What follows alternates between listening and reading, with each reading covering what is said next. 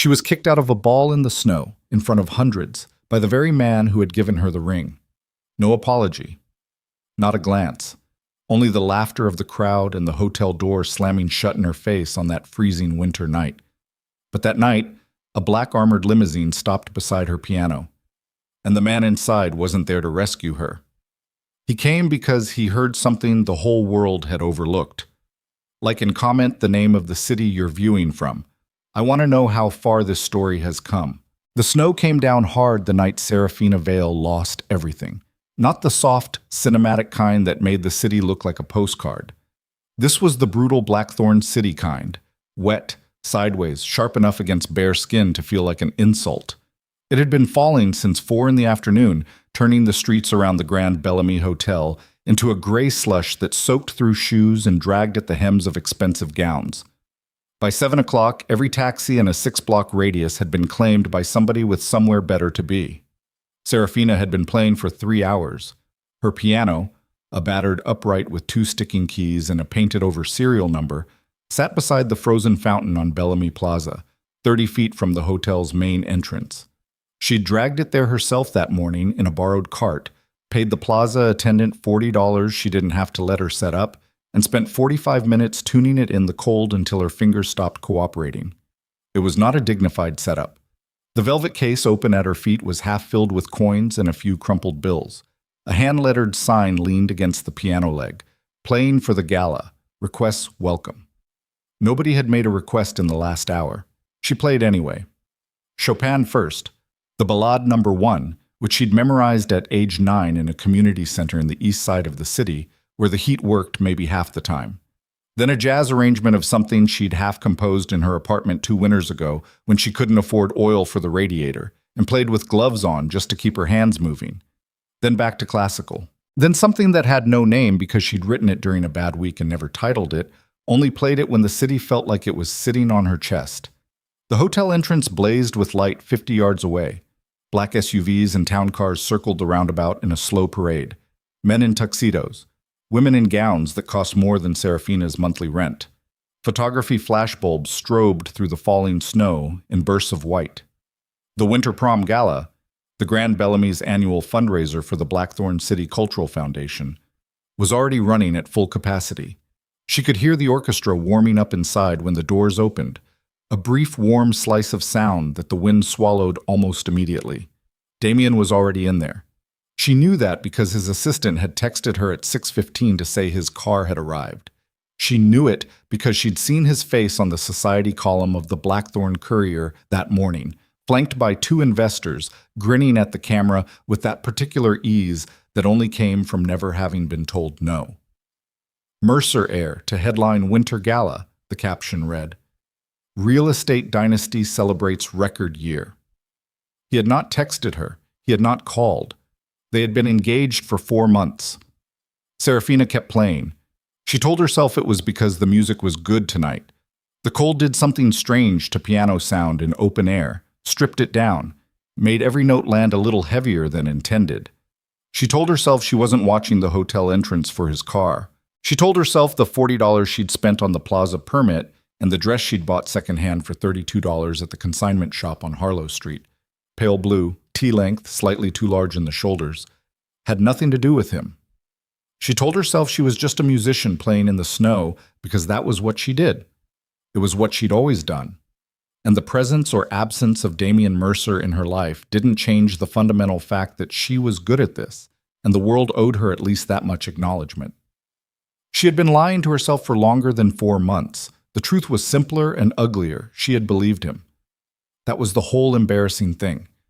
Not that he was wealthy, and she wasn't.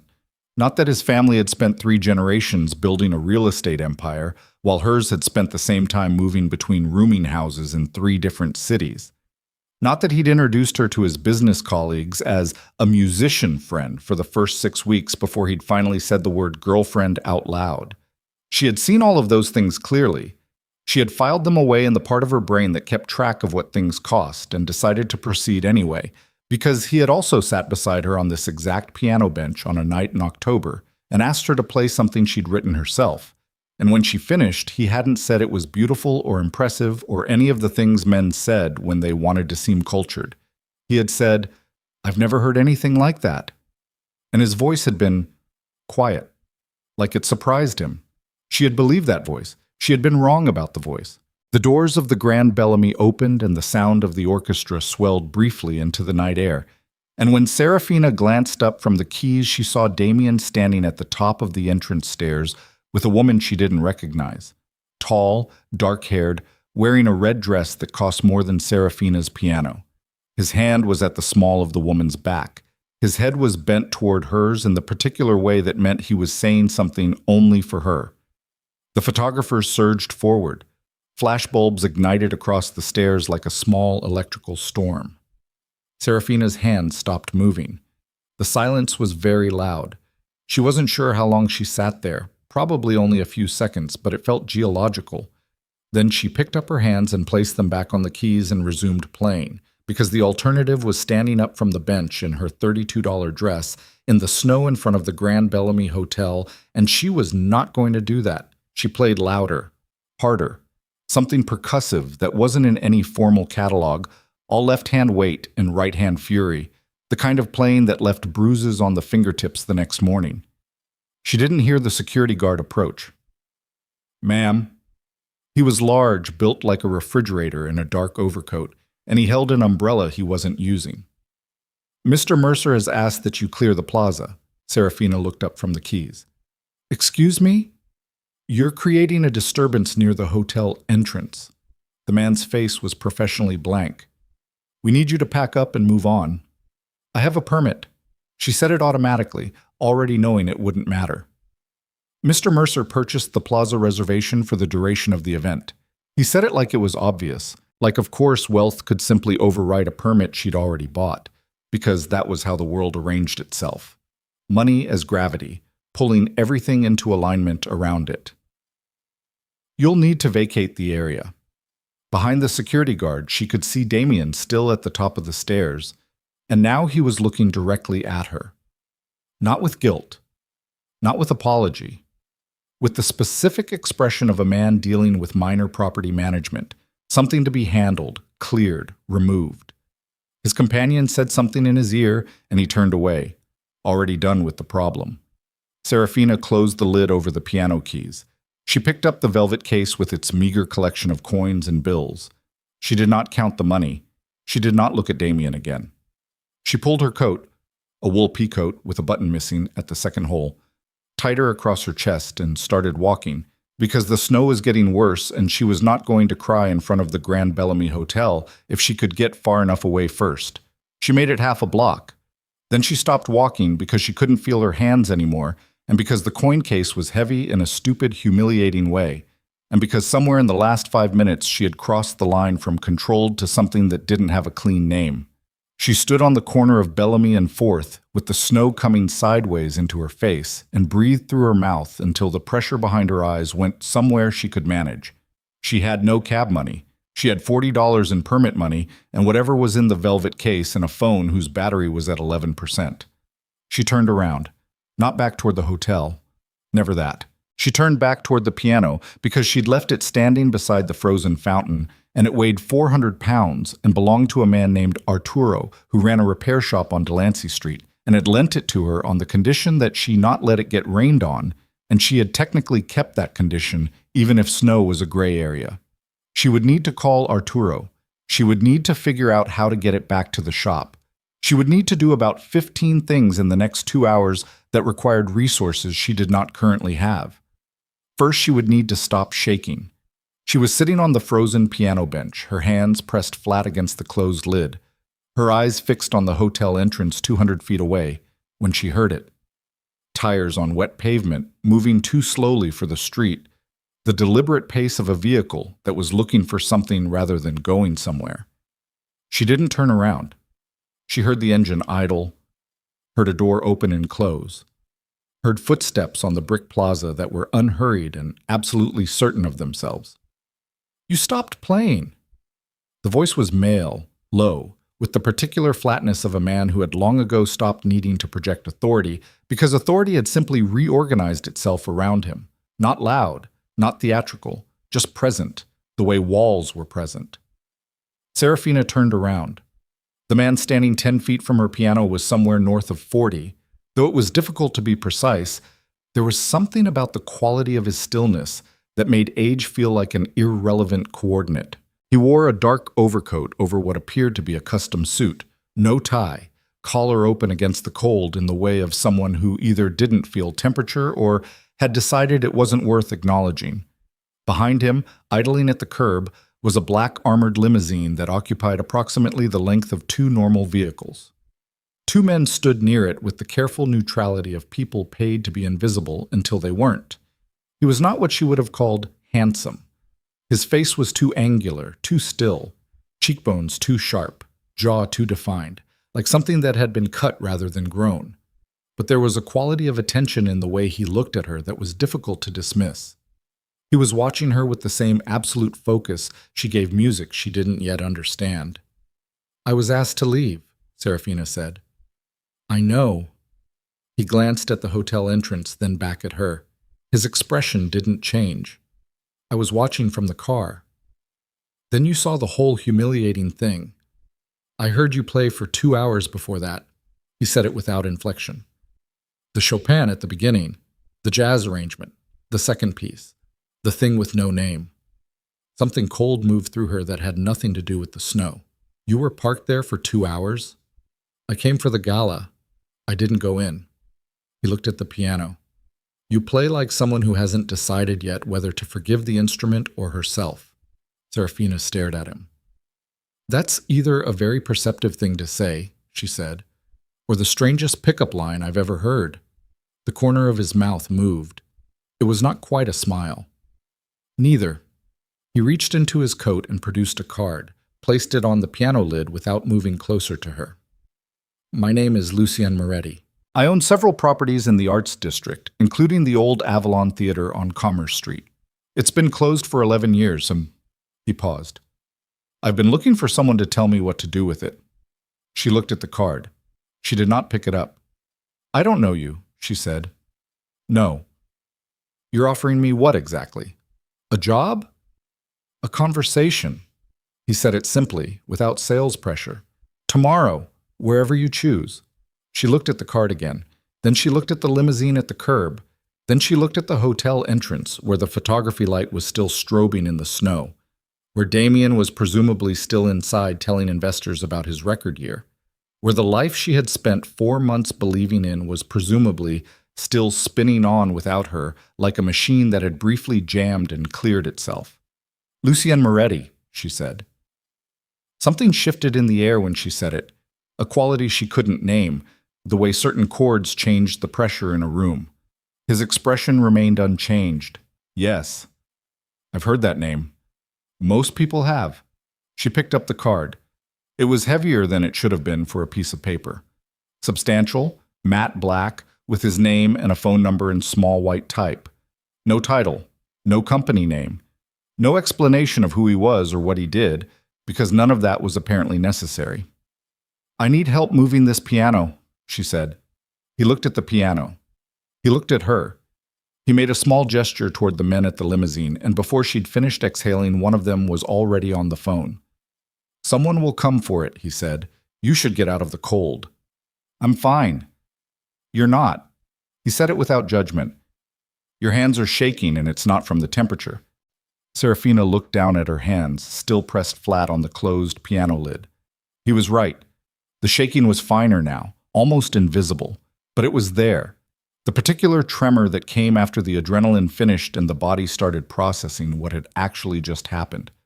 She had been humiliated tonight, publicly, efficiently, completely, by a man she had loved in the only uncalculated way she knew how, which was the same way she played, without protection, without the lid closed. She picked up the velvet case and the card and stood. "Fine," she said. "Tomorrow." She started walking toward the end of the block before she remembered her coat was still unbuttoned and the button was still missing and the snow was still coming sideways and she was still wearing a second-hand dress that didn't fit right in the shoulders. And none of that had changed, and all of it had changed completely. And somewhere in the tangled middle of those two facts was something she didn't yet have a name for. Behind her, she heard the limousine door close. She did not look back. She told herself that was strength. She was only half lying.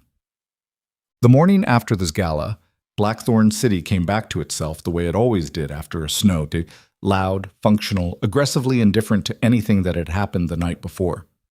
The slush was already browning on the sidewalks by the time Seraphina made it to the coffee shop on Harlow Street that she used as a de facto office because her apartment's heating situation made extended thinking difficult between November and March. She ordered black coffee. She sat at the window table.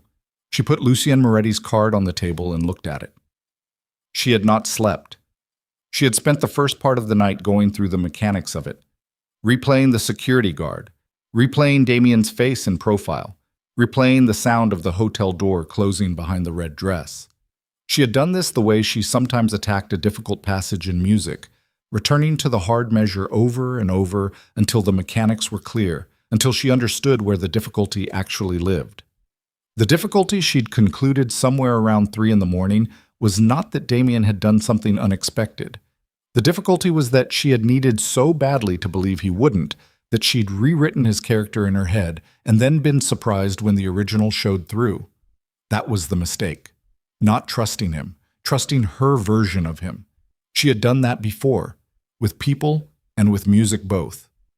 Heard what she needed to hear and called it listening.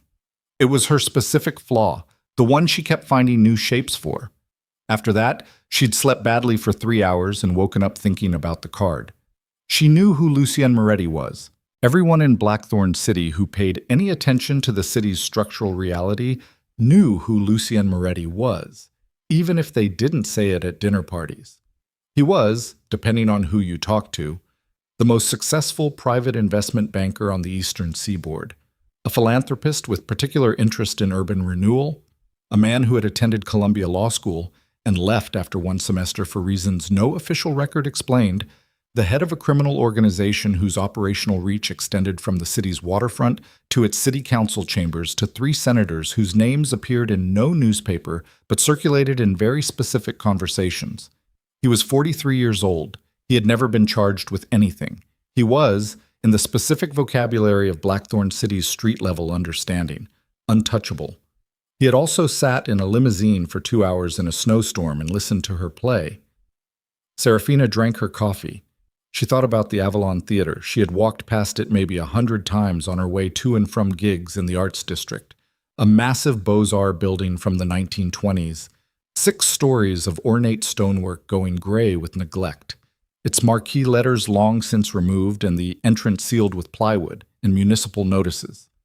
It had been a concert hall once, one of the finest in the city, before the district collapsed in the 90s, and the money moved uptown, and the Avalon became just another stopped clock in a neighborhood full of them. She thought about what she could do with a theater like that. She thought about what she was currently doing, which was playing a battered upright beside frozen fountains for coins and working 3 afternoons a week, teaching piano to the children of people who could just barely afford her rate of $22 an hour. She picked up her phone. She dialed. He answered on the second ring. "Miss Vale." "How did you know it was me?" "I didn't give that number to anyone else last night." She paused. "I want to be clear about something before we meet. I'm not looking for a patron. I'm not looking for someone to fund me in exchange for whatever you think that means. I'm a musician, and I'm interested in the theater because it's the Avalon, and what you could do with that space is significant, not because I want anything from you personally." A brief silence. "That's a very clear thing to say to someone you haven't met yet." "I'm told I'm direct." "I'm told the same thing." Another pause.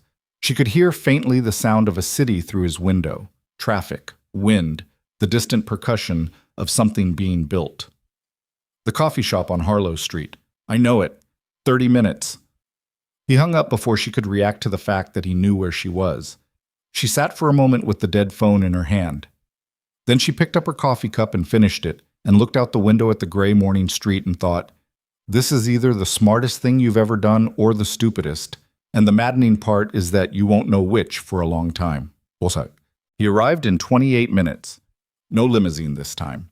He came through the front door of the coffee shop alone, in a dark wool coat over a gray shirt, with the kind of unhurried precision of someone who was never early and never late because he had made the world arrange itself around his schedule. He spotted her immediately and came directly to her table without scanning the room, which meant he already knew exactly what she looked like in daylight. He sat across from her. A waitress appeared almost immediately. He ordered black coffee without looking at the menu. Seraphina watched him do it and noted the economy of it. No performance of casualness, no warmth deployed to put the waitress at ease. Not rude. Simply efficient in a way that made other people's social lubrication feel ornamental. "You know what I do," he said. It wasn't a question. "I know the broad strokes." "The broad strokes are sufficient." He wrapped both hands around the coffee mug when it arrived, and for just a moment she noticed his hands, large, scarred along the knuckles in ways that had nothing to do with a desk job, the kind of history written directly into the body. "I'm going to be honest with you because I find dishonesty inefficient. I don't need someone to manage the Avalon. I have people for that. I heard you play last night, and I want to understand what you would do with a space like that. Because my instinct is that you would do something worth doing, and I have a weakness for things worth doing." Seraphina looked at him. "That's not the kind of thing I expected you to say." "What did you expect?" "I don't know, something more transactional." "Everything is transactional." He said it flatly, without apology. "The question is what's being exchanged. I'm offering resources. You're offering, I don't know yet. Vision, credibility. A reason for the project to mean something beyond a tax structure." He picked up his coffee. "What would you do with the Avalon?" She had not planned to answer that. She had planned to listen, evaluate, take time to think, but he had asked it directly, and she had spent most of her adult life with the answer already loaded. "Tear out the seating in the ground floor and make it a rehearsal and performance lab," she said. "Free access for working musicians, no audition, no application process. Keep the main stage for ticketed performances, but price them so someone making $20,000 a year can still come. Partner with the public school system for a youth training program. Not a charity program, an actual rigorous training program that produces working musicians. Use the building's history as the foundation for a citywide restoration project. The Avalon is the anchor, other theaters following. Make the arts district what it was in the 40s before the money decided culture was a liability." She stopped. He was watching her with that same quality of attention from the night before. "You've been thinking about this for a while," he said, "since I was 17 and walked past the Avalon for the first time. Why haven't you done it?" The question was so simple that it landed like a slap. She looked at her coffee. "Because it costs $50 million to restore a building like that, and nobody gives $50 million to a street pianist." "I do," Lucian said. The coffee shop hummed around them. Milk steamer, conversation, the clatter of a dish somewhere in the kitchen. Seraphina looked at him across the small table and thought, he means it. Not as a promise, not as a pitch, as a fact. The way he stated everything, with the calm of someone who had long ago stopped making the distinction between intention and outcome. "Why?" she said. "Because the city is rotting from the inside, and I have helped it rot, and I am tired of that being the only thing I've built here." He said it without drama. "And because you play like someone who has something to say and has been prevented from saying it, and I find that—" He paused, searching for the word with the same care she used to find the right note. "Wasteful." She sat with that for a moment. "This doesn't go the way you're imagining," she said finally. "I won't be managed. I won't be a figurehead with your name on the real decisions. If we do this, it's my project and you're a donor." "I know." "You say that now." "I say it because I mean it." Something moved in his eyes, not warmth exactly, but something adjacent, recognition maybe. "I don't need another thing I control. I have enough of those." Outside the coffee shop window, a bus hissed past in the gray morning, and the snow had turned to rain, and Blackthorn City went about its business with its usual magnificent indifference. Seraphina looked at Lucien Moretti across the table. This man whose name moved through the city like a weather system, who sat in parking lots in snowstorms listening to street musicians, who spoke about criminal empire and civic rot with equal flatness, and felt something shift in the architecture of the next thing she would do with her life. She did not know yet what it was. She knew only that it was not what she had been doing. "I'll need to see the building," she said. "Tomorrow morning," he said. They sat in silence for a moment that was not uncomfortable. Then his phone rang, a brief controlled sound, and he glanced at it and something changed in his face. Not fear, the opposite of fear. The particular crystalline attention of a man who has just received information that requires immediate and consequential action. He stood, placed several bills on the table without counting them. "Tomorrow morning," he repeated. 8 o'clock. I'll send a car." He walked out of the coffee shop without looking back, and through the window she watched him get into a dark sedan that had appeared at the curb and move into traffic with the fluid precision of something that had always been in motion. She sat alone at the table with both coffee cups and the sound of rain beginning on the window glass. She did not know, yet, what she had just agreed to. She did not know that within 48 hours, 3 of Lucien Moretti's associates would be found dead in a warehouse on the south waterfront, that the man who ordered it was someone Lucien had trusted for 11 years, and that the opening move of a war was already in play that would pull Seraphina Vale into its gravity whether she chose it or not. She only knew that outside the rain was washing the last of the gala's snow into the gutters, and somewhere across the city a theater had been waiting 11 years for someone to say the right thing about it. She left a tip for the waitress and walked out into the rain. She did not think about Damien Mercer once. That, at least, was already over. The Avalon Theater smelled like 40 years of water damage and something older underneath that. Wood rot, plaster dust, the ghost of tobacco smoke from a time when people lit cigarettes in concert halls without apology. Seraphina stood in the center of the main stage at 8:17 in the morning and turned slowly in a full circle, and the sound her boots made on the warped floorboards echoed up into the darkness of the fly system overhead like something embarrassed to be heard. The ceiling was still there. That was the first thing the building inspector had told Lucien's property manager, apparently. The ceiling is still there. As if that were the relevant miracle. As if everything else being in various states of collapse was acceptable as long as the ceiling held. She looked up at it. Plasterwork medallions, cracked in radiating patterns from 3 separate water stains, framed by a cornice of acanthus leaves going green with mold at the joints. In its center, the ghost of a chandelier mounting, the fixture itself gone, probably sold or stolen 20 years ago, leaving a circular scar in the plaster the size of a dining table. "It was a Baccarat crystal chandelier," said the man standing at the edge of the stage. 1924, 30,000 pieces of hand-cut glass. Someone stripped it in 1987 and sold it to a hotel in Monaco. Seraphina looked at Lucien. He was standing where the first wing met the stage proper, hands in his coat pockets, watching her process the space with that same quality of attention he directed at everything, total, patient, ungoverned by whatever reaction he expected her to have. "How do you know that?" she said.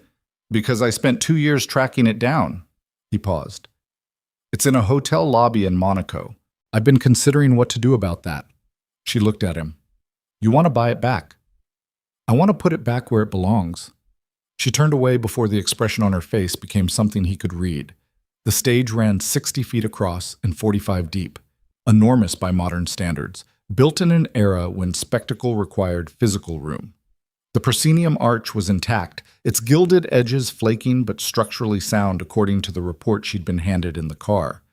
The orchestra pit had been covered with plywood at some point, the cover now soft with moisture and splitting at its seams, the faint outline of music stand notches still visible in the pit's railing.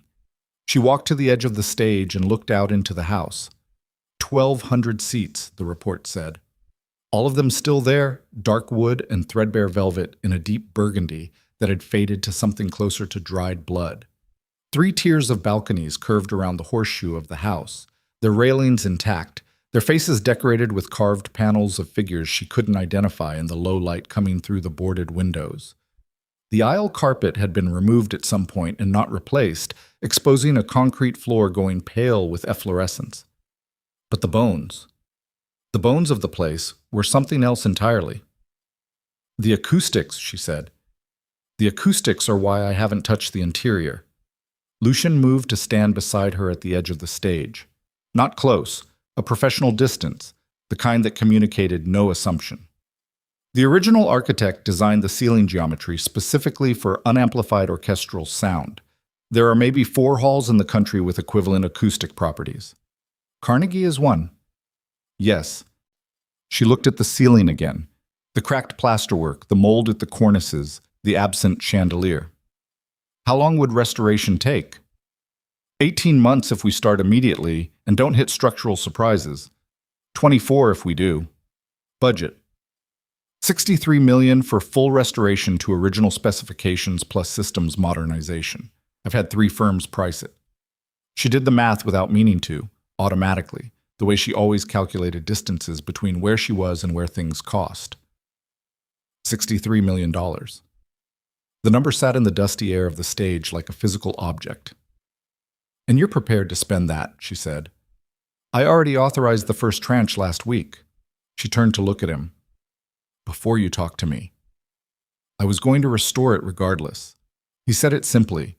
I needed to know what it would become. The light through the boarded windows shifted as a cloud moved outside, and for a moment the theater's darkness deepened and then eased, and in the brief adjustment Seraphina could almost see it. The chandelier back in its mounting, the velvet seats recovered, the pit open with its music stands, and the ghost of an orchestra tuning up in the low-frequency intimacy that only good halls produced. She could hear it in her head with the precision of something that had already happened and simply needed to be found. She breathed in through her nose, plaster dust and mold and old wood, and something she was choosing to call potential. All right, she said. All right, he repeated. Neither of them said anything else for a moment. Below them in the darkness of the covered pit, something shifted. Probably a rat, probably just the building settling into the cold morning. And the sound of it moved through the empty house and died in the velvet of the ruined seats. I need an office, she said. In the building, not somewhere across town.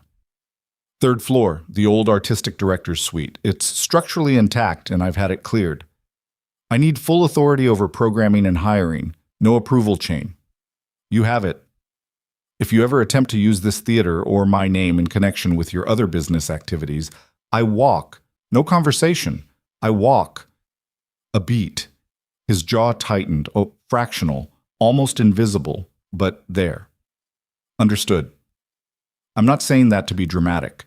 I'm saying it because I need you to know that I know what you are, and I am choosing to work with the part of you that wants to build something. And if those 2 things become the same thing, then we have a problem. He looked at her for a long moment with an expression she still couldn't fully parse. Something between respect and a kind of rueful acknowledgement, like a man who had been precisely and accurately described and found it more uncomfortable than he'd expected. You're not afraid of me, he said. I didn't say that. She held his gaze. I said I know what you are. Those are different things. The weeks that followed were the most productive of Seraphina's adult life, and the most exhausting and the most disorienting, in roughly equal measure. She moved into the Avalon's 3rd floor office on a Tuesday with a folding table, her laptop, and a keyboard controller she plugged into a portable monitor because she needed to be able to work in the building to understand the building. Within 3 days, she had covered 2 walls in printed schematics and acoustic modeling diagrams. Within a week, she had met with the lead restoration architect, a compact, precise woman named Dr. Halima Osei, who had worked on 3 Beaux-Arts restorations in the previous decade, and whose first act upon entering the Avalon's main house was to stand in the center of the stage and sing a single sustained A until the room's resonance answered her, and whose face when it did was the face of someone confirming a suspicion they had been afraid to hope was correct. This room wants to work, Dr. Osei told Seraphina. Some halls fight you. This one has been waiting. Seraphina understood that completely. What she was less prepared for was Lucien. Not his presence. He appeared at the theater intermittently, always with purpose, always briefly, reviewing contractor work or meeting with the property management team in the lobby while she was upstairs working. He did not insert himself into her process. He did not offer opinions on programming decisions she hadn't asked for. He did exactly what he'd said he would do, which should have been straightforward and was instead somehow more complicated than if he'd been difficult. It was the small things, The morning she arrived to find a proper desk and chair had replaced her folding table. No note, no mention of it when she texted to ask, just a single reply. The folding table was a liability.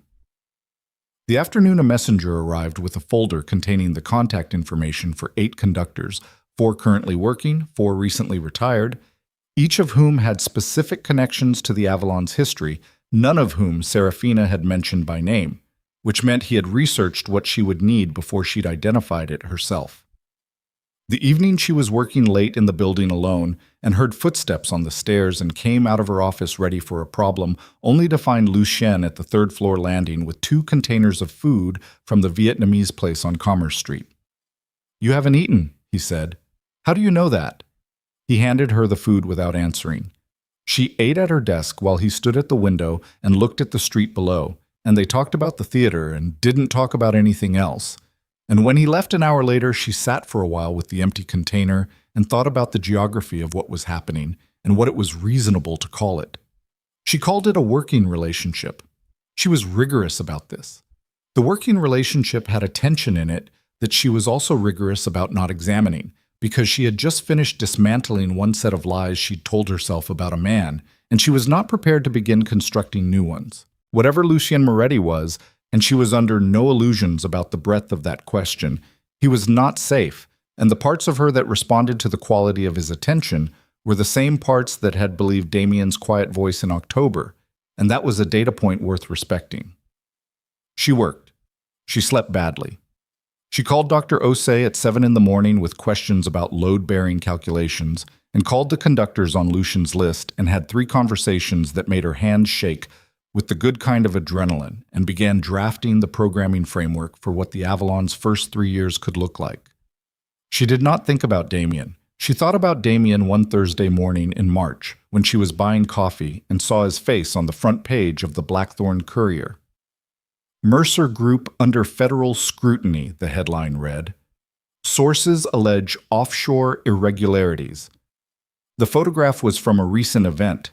Damien at some function, mid-laugh, the social ease of him intact and polished, though if you looked at the set of his eyes, the ease was working harder than it should have needed to. She looked at the photograph for a while. She felt nothing that surprised her. What she felt was a cold, clean absence where something that had once been warm used to live, and beneath the absence a fine wire of something harder. Not satisfaction, not yet, but its precursor. The geological patience of waiting for the inevitable to arrive at its own speed. She put the paper down and went to work. The fight happened on a Thursday evening in late March. It had been building for days. She knew that afterward, going back through the preceding week to find where the pressure had started accumulating. It had started with the article. No, before the article. It had started with the meeting. 2 weeks before the fight, Lucien had come to the theater for what he described as a routine contractor review. Seraphina had been on the main stage with Dr. Osei and 2 structural engineers when he arrived with 3 men she hadn't seen before. Suited, silent, with the particular quality of people who were always in rooms where decisions were made and were never the ones making them. She had asked him afterward, in the lobby, who they were. "Associates," he said. "Associates from which part of your life?" He had looked at her with that flattened expression she had come to understand as his version of caution. "It doesn't involve the theater." "You brought them into the theater." "For 5 minutes. To look at the exterior restoration progress." "Lucien." She had said his name the way she said difficult measures, directly, without softening the attack. "If this building becomes a place where you conduct other business, I told you what happens." "It isn't." "Then why were they here?" "Because sometimes my life doesn't divide into clean categories." He had said it with a controlled flatness that was something between honesty and a warning. "I'm managing that." She had let it go. She had watched him leave. She had stood in the lobby of the Avalon with its tarps and scaffolding and the smell of fresh plaster and thought about clean categories and what it cost to believe in them. The fight, the real one, started because of a phone call she wasn't supposed to hear. She had been working late in her office when she heard his voice on the 2nd floor below her. The Avalon's stripped walls and bare floors turned it into an acoustic instrument of a specific kind. Sounds traveled through it in ways the insulation of a finished building would have muffled, rising through the floor joists and plaster gaps with a clarity the architect had probably not intended. She heard Lucien's voice before she heard the words, and then the words became clear. Tell Vasquez that if he moves on the port contract before I authorize it, I'll consider that a statement of intent. A pause. No, I don't want it managed. I want it stopped. Those are different things. Another pause, shorter. The Fenwick situation is already complicated enough without adding Port Authority attention. Handle it. Silence. Then footsteps on the stairs. She was at her desk when he appeared in the doorway. He looked at her face and stopped. You heard that, he said. The building carries sound. How much? Enough. She set down her pen. Her hands were steady because she made them be. What's the Fenwick situation? His expression closed like a door. That's not... Don't tell me it doesn't involve the theater. She stood. I'm not asking because it involves the theater. I'm asking because you're standing in a building that has my name on every plan and my fingerprints on every decision. And if something you're doing creates a situation where this place becomes collateral damage, I need to know about it. Nothing I'm doing will touch this building. You don't know that. I know my business better than you do. I know that 3 men were found dead on the south waterfront 6 weeks ago. She watched his face. Nothing moved in it, which was its own kind of answer. I know that the timing was the same week you started spending more time at the theater.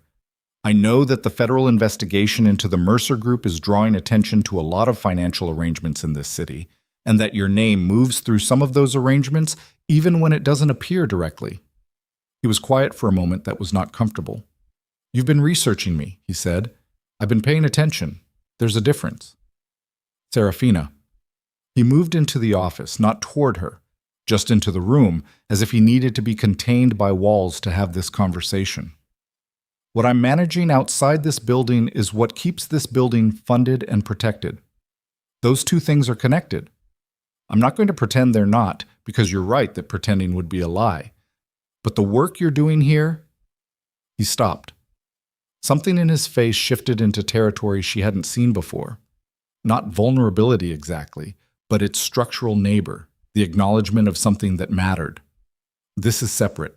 I need it to be separate, not just for you, for reasons I don't entirely know how to explain yet.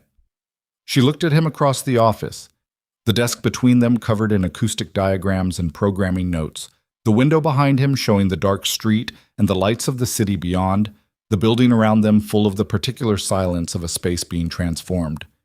Tell me about Fenwick, she said. No. Then we have a problem. We have a boundary. He said it firmly, without apology. You have yours. I have mine. That's what an honest working relationship looks like. An honest working relationship doesn't have one party conducting operations they won't discuss in the building where the other party works. I took a phone call. It wasn't the first one. He stopped. The silence between them had a different texture now. Not the productive silence of two people thinking, but the pressurized silence of two people measuring each other and finding the measurement uncomfortable. What do you want? He said. Not hostile. Direct, the way he was direct about everything, but with something underneath it that she recognized as something he didn't often let show. The thing a person sounded like when an answer actually mattered to them. She had not expected that question in that voice. I want to know that what I'm building here won't be used to justify something I can't live with, she said. I want to know that my name, the Vale Conservatory, the programs, the kids we're going to bring in here, won't become a facade for something I didn't agree to. That's what I want. He looked at her for a long time. I can give you that, he said. Can you or will you? A pause. Both. She sat back down at her desk and picked up her pen and looked at the diagram in front of her. After a moment, she heard him move toward the door. She heard him stop. Fenwick is the man who ordered the 3 deaths on the waterfront, Lucian said. His voice was level and uninflected, the voice he used for facts. He was my operations director for 11 years. He's been moving assets out of the organization's accounts for 18 months. The federal attention on Mercer is, in part, his work. He's been feeding information to a prosecutor's office to create a smokescreen for his own activity. A pause. I'm handling it. She did not turn around. Thank you for telling me, she said. She heard him leave. She sat with the silence and the diagram and the weight of what had just been said, and she thought about the word handling and what it meant in his vocabulary, and what the right response was to knowing that and continuing anyway. She did not have a clean answer. She had only the theater around her, which was becoming something real and extraordinary, and the complicated truth that the man making it possible was not simple, and she had known that from the beginning. She turned back to the diagram. She worked until midnight. Yes. The call came at 6:40 in the morning, 12 days later. She was in the office early because she hadn't been sleeping well, coffee already gone cold at her elbow, when her phone rang with a number she didn't recognize. She answered it because she had learned in the past 2 months that unknown numbers in this city could mean anything. Miss Vale. The voice was male, smooth, carrying the specific cadence of a man used to being believed. My name is Marcus Webb. I'm an investigative journalist with the Blackthorn Independent. I've been working on a story about Lucien Moretti's financial interests in the city's arts district, and I'd like to offer you the opportunity to comment before publication. Seraphina's hand tightened on the phone. How did you get this number? I've been covering Mr. Moretti's activities for some time. A pause designed to feel collegial. I want to be clear. The story isn't about you. It's about his use of cultural projects as financial vehicles. The Vale Conservatory project is referenced, but the focus is on when are you publishing? Sunday edition. 3 days. What exactly are you claiming? That the Avalon Restoration Project is capitalized through a series of shell structures connected to Moretti's waterfront holdings, and that those holdings are currently under federal investigation for connections to the Fenwick homicides. His voice remained smooth. Miss Vale, I want to give you the chance to clarify your role because the current narrative, don't call this number again, she said. She hung up. She sat for a moment with the phone in her hand and the cold coffee and the early morning light coming through the office window. She could hear, from somewhere in the building below, the sound of the first contractor crew arriving. Boots on the lobby floor, voices, the distant sound of a drill starting up, the sound of the theater becoming itself. Sunday, 3 days. She dialed Lucian's number. He answered on the first ring this time, which told her he'd been awake. Marcus Webb, she said, a silence that was one beat too long. Where are you? In the building. Where are you? I'm coming to you. His voice had shifted. The controlled flatness was still there, but something underneath it had sharpened, the way a room changed when all the windows were shut at once. Don't speak to him again. I already told him not to call. Don't speak to anyone else about this until I get there. The call ended. Seraphina put the phone down on the desk and looked at the wall covered in acoustic diagrams and programming plans and the draft of the youth conservatory curriculum she'd been revising at midnight. She looked at it all. The months of work, the precision of it, the care, and felt the particular cold clarity of someone watching the ground change under their feet and understanding that the change had been in progress long before they noticed it. Lucien arrived in 20 minutes. He was not alone. The man with him was compact, silver-haired, with the eyes of someone who had spent a long time in rooms where the wrong answer got people killed. Not cruel eyes, just eyes that had calibrated themselves to a specific kind of reality and never recalibrated back. He introduced himself as Carver. No last name. He nodded at Seraphina once and positioned himself near the office door with the practiced absence of a man who was present for security reasons and preferred you to forget he was there. Lucien crossed the office and picked up the acoustic diagram she'd been working on and looked at it for a moment without seeing it, and she understood he was using the gesture to buy himself 2 seconds of processing time, and the fact that he needed those 2 seconds told her more than anything he was about to say. The Webb story is going to run, he said. I can't stop it. Can you or won't you? He put the diagram down. Both. Stopping it the way I could stop it creates a worse problem. The story will characterize the funding structure in a way that is technically accurate and contextually misleading. He'll imply the conservatory project is a laundering vehicle. It isn't, but the implication will be enough. Enough for what? Enough for the city council to open a review of the theater's operating license. Enough for 3 of the conductors you've been in conversation with to receive calls from their management suggesting they distance themselves. Enough for the school district partnership to stall while administrators decide whether the optics are acceptable. He said it flatly, walking her through it the way a general walked someone through the specific mechanics of a defeat. Enough to do significant damage to what you've built in the last 2 months. Seraphina was quiet. Is it true, she said. The funding structure. The corporate structure between the theater's operating entity and my other holdings is more connected than I'd prefer it to be. It was expedient when we set it up. I'm restructuring it, but that takes... How long have you known this was a vulnerability? A pause. Lucienne. 6 weeks, he said. The silence that followed was a different kind than any silence they'd had before. She could hear the drill somewhere in the building below, steady, purposeful, the sound of things being built, and the distance between that sound and this room felt suddenly enormous. 6 weeks, she said. I was handling... Don't say handling. The word came out with a force that surprised her. Don't say that to me right now. He stopped. She stood up from her desk and walked to the window and looked at the street below. The contractor trucks, the scaffolding on the Avalon's facade, the city going past in its morning rhythm. She breathed. In through the nose, 4 counts, because her chest was doing the thing it did when she was about to play something she'd been afraid of. The tightening that was not fear but its first cousin, the anticipation of cost. What do we do? She said. Not to him specifically, to the room, to the problem, to the specific geography of the thing she'd built and what it would take to keep it standing. We need to move fast, Lucian said. The restructuring can be completed in 72 hours if I pull the right people. If the corporate separation is clean before the story runs, the implication loses most of its force. 72 hours. If we start now... She turned from the window. And the other part? The Fenwick connection? If Webb has the financial structure, he has more than that. Lucienne was quiet for exactly the wrong length of time. He has a source, he said. Someone inside. She looked at him. Inside your organization? Yes. Is it Fenwick? Fenwick is dead. He said it the same way he said everything. Level, factual, without decoration.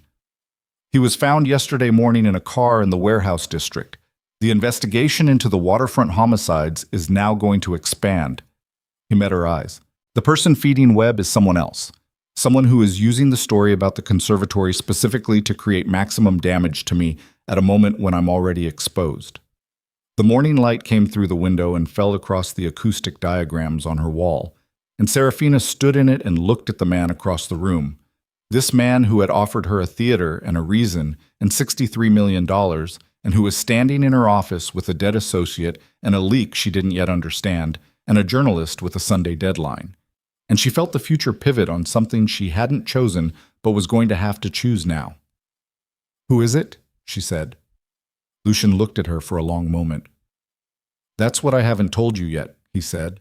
And when I do, it's going to change everything you think you know about how this project came to exist in the first place. The drill below stopped.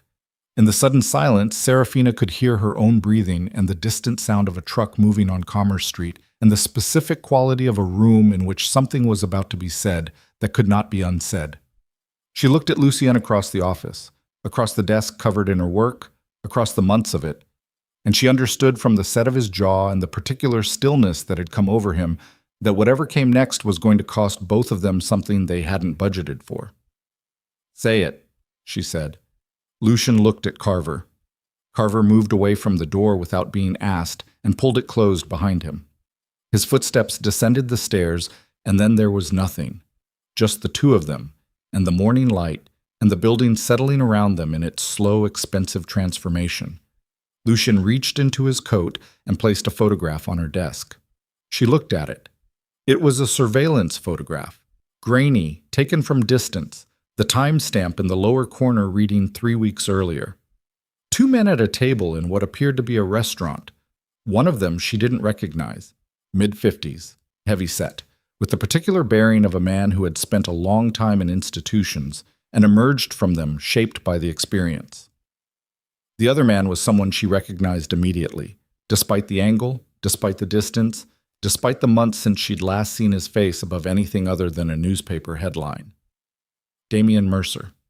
She did not pick up the photograph. She looked at it from where she stood. The way you looked at something when you needed a moment before touching it changed the fact of what it was. "Who's the other man?" she said.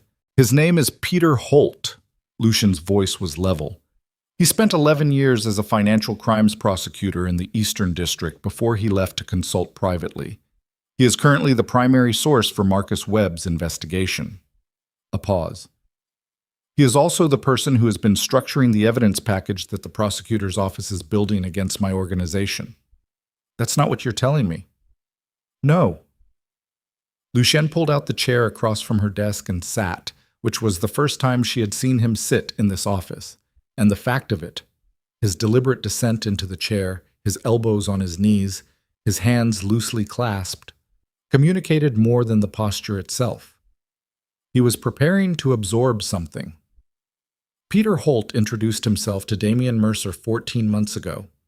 At the time, Damian was already under preliminary scrutiny from a separate federal inquiry into the Mercer Group's offshore accounts, the inquiry that became the public story 2 weeks ago.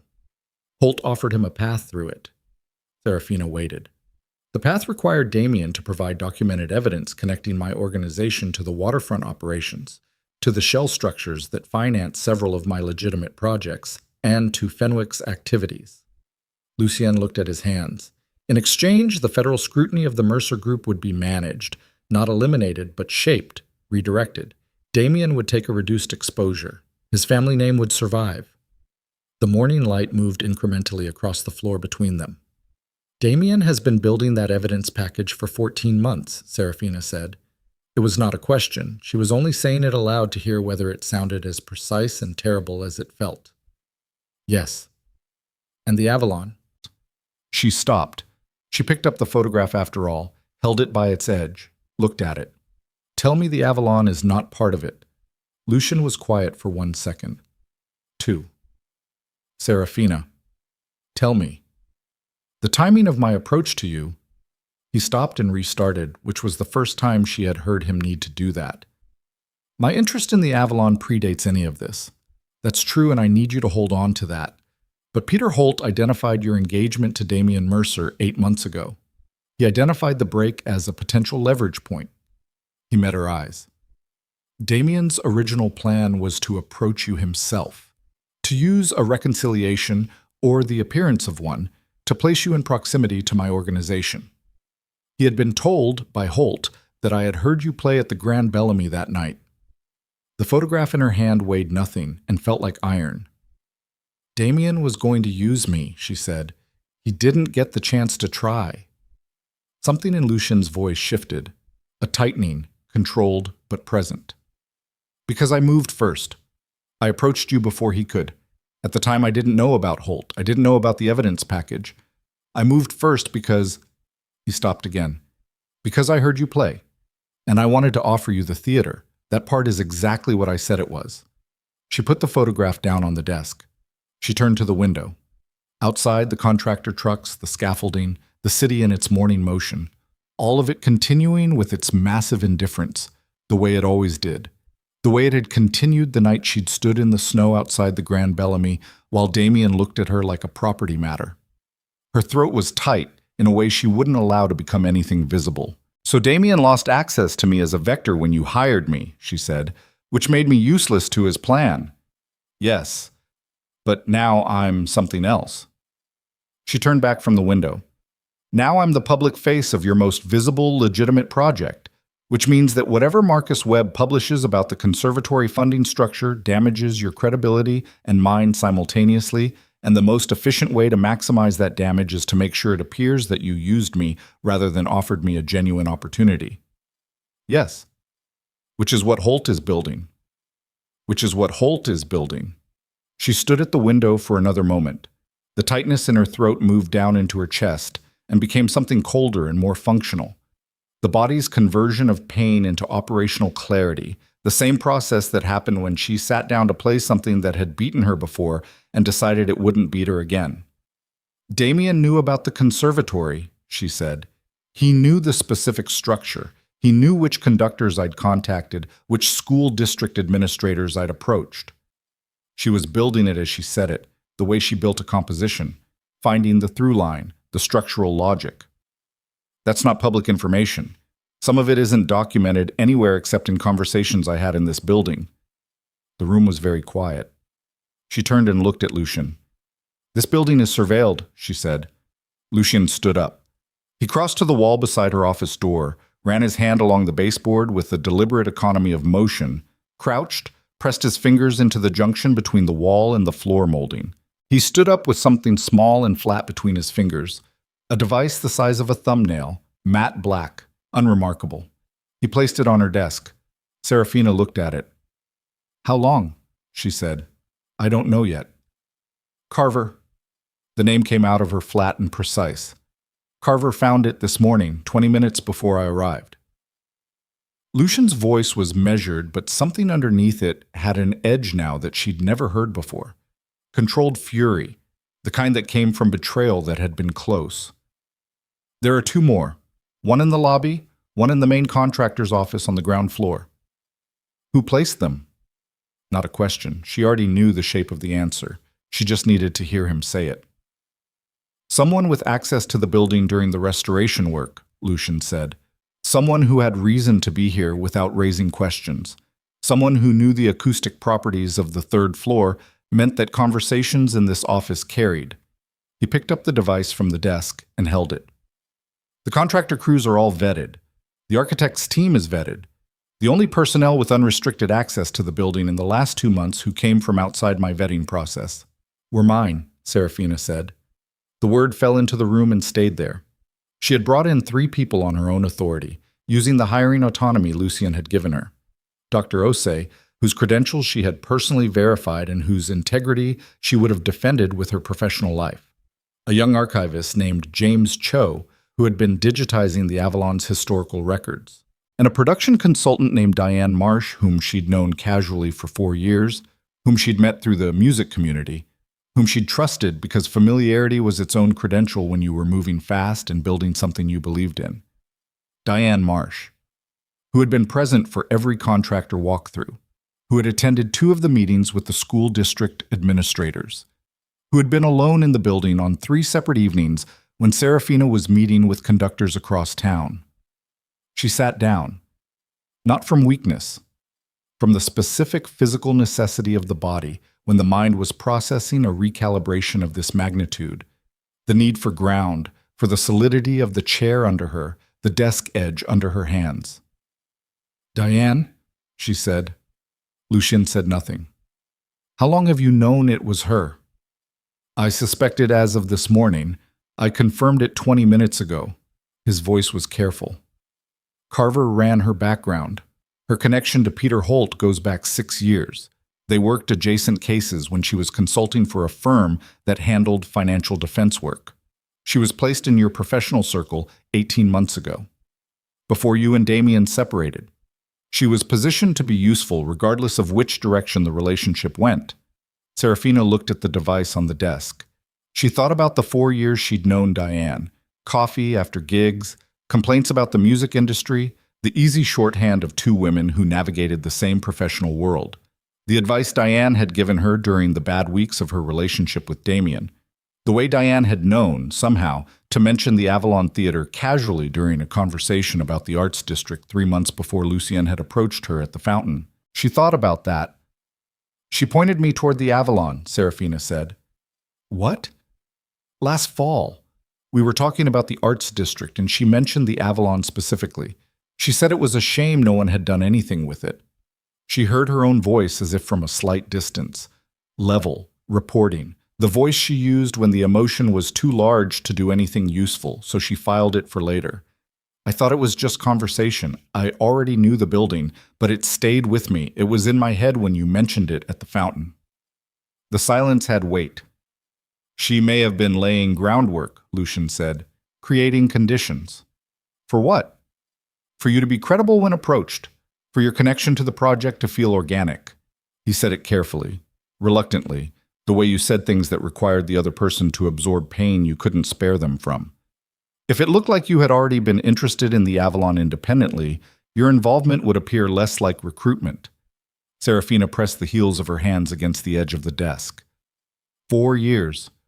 4 years of what she had understood to be a genuine professional friendship, and every coffee and complaint and piece of advice had been, what?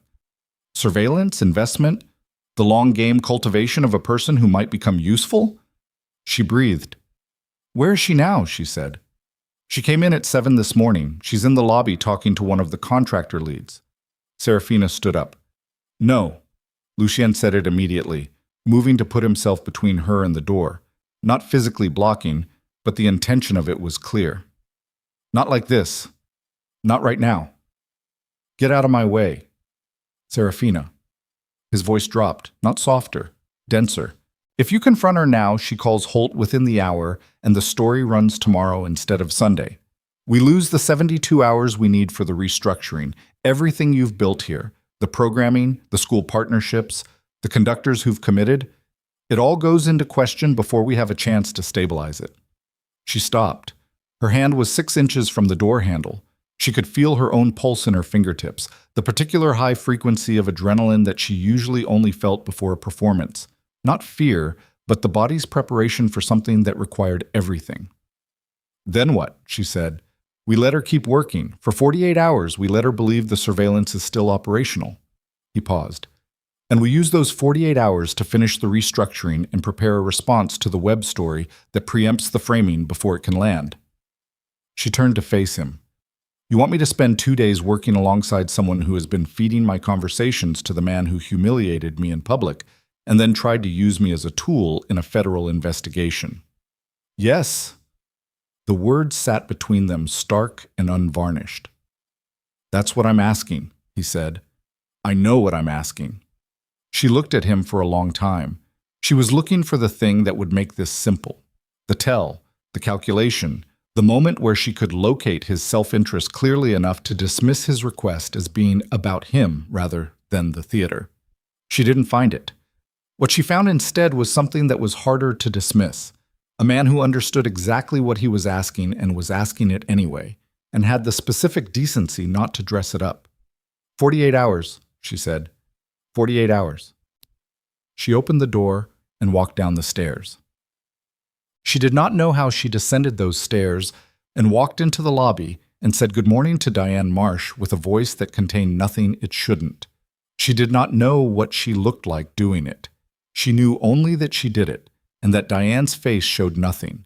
The same easy professional warmth it always showed, the same quick smile, the same comfortable shorthand of 4 years. And that the distance between what Diane's face showed and what Seraphina now knew it covered was the most nauseating thing she had experienced in a long time. She worked. She moved through the lobby and onto the main stage and talked to the contractor lead about the proscenium arch restoration timeline, and reviewed the acoustic paneling samples Dr. Osei had left for her evaluation and made 3 phone calls she had already scheduled. She ate lunch at her desk. She answered emails. She reviewed the revised corporate separation documents Lucien's legal team sent over at 2 in the afternoon with a cover note that said, "First tranche complete, operational separation established." She read the documents carefully, not because she understood all of it, but because understanding as much of it as she could was the one thing she controlled right now, and control was the only thing standing between her and the full weight of what the morning had revealed. At 4 o'clock, she heard Diane's voice below on the stage, giving notes to one of the junior architects about the restoration of the balcony railings, and she sat at her desk and listened to it.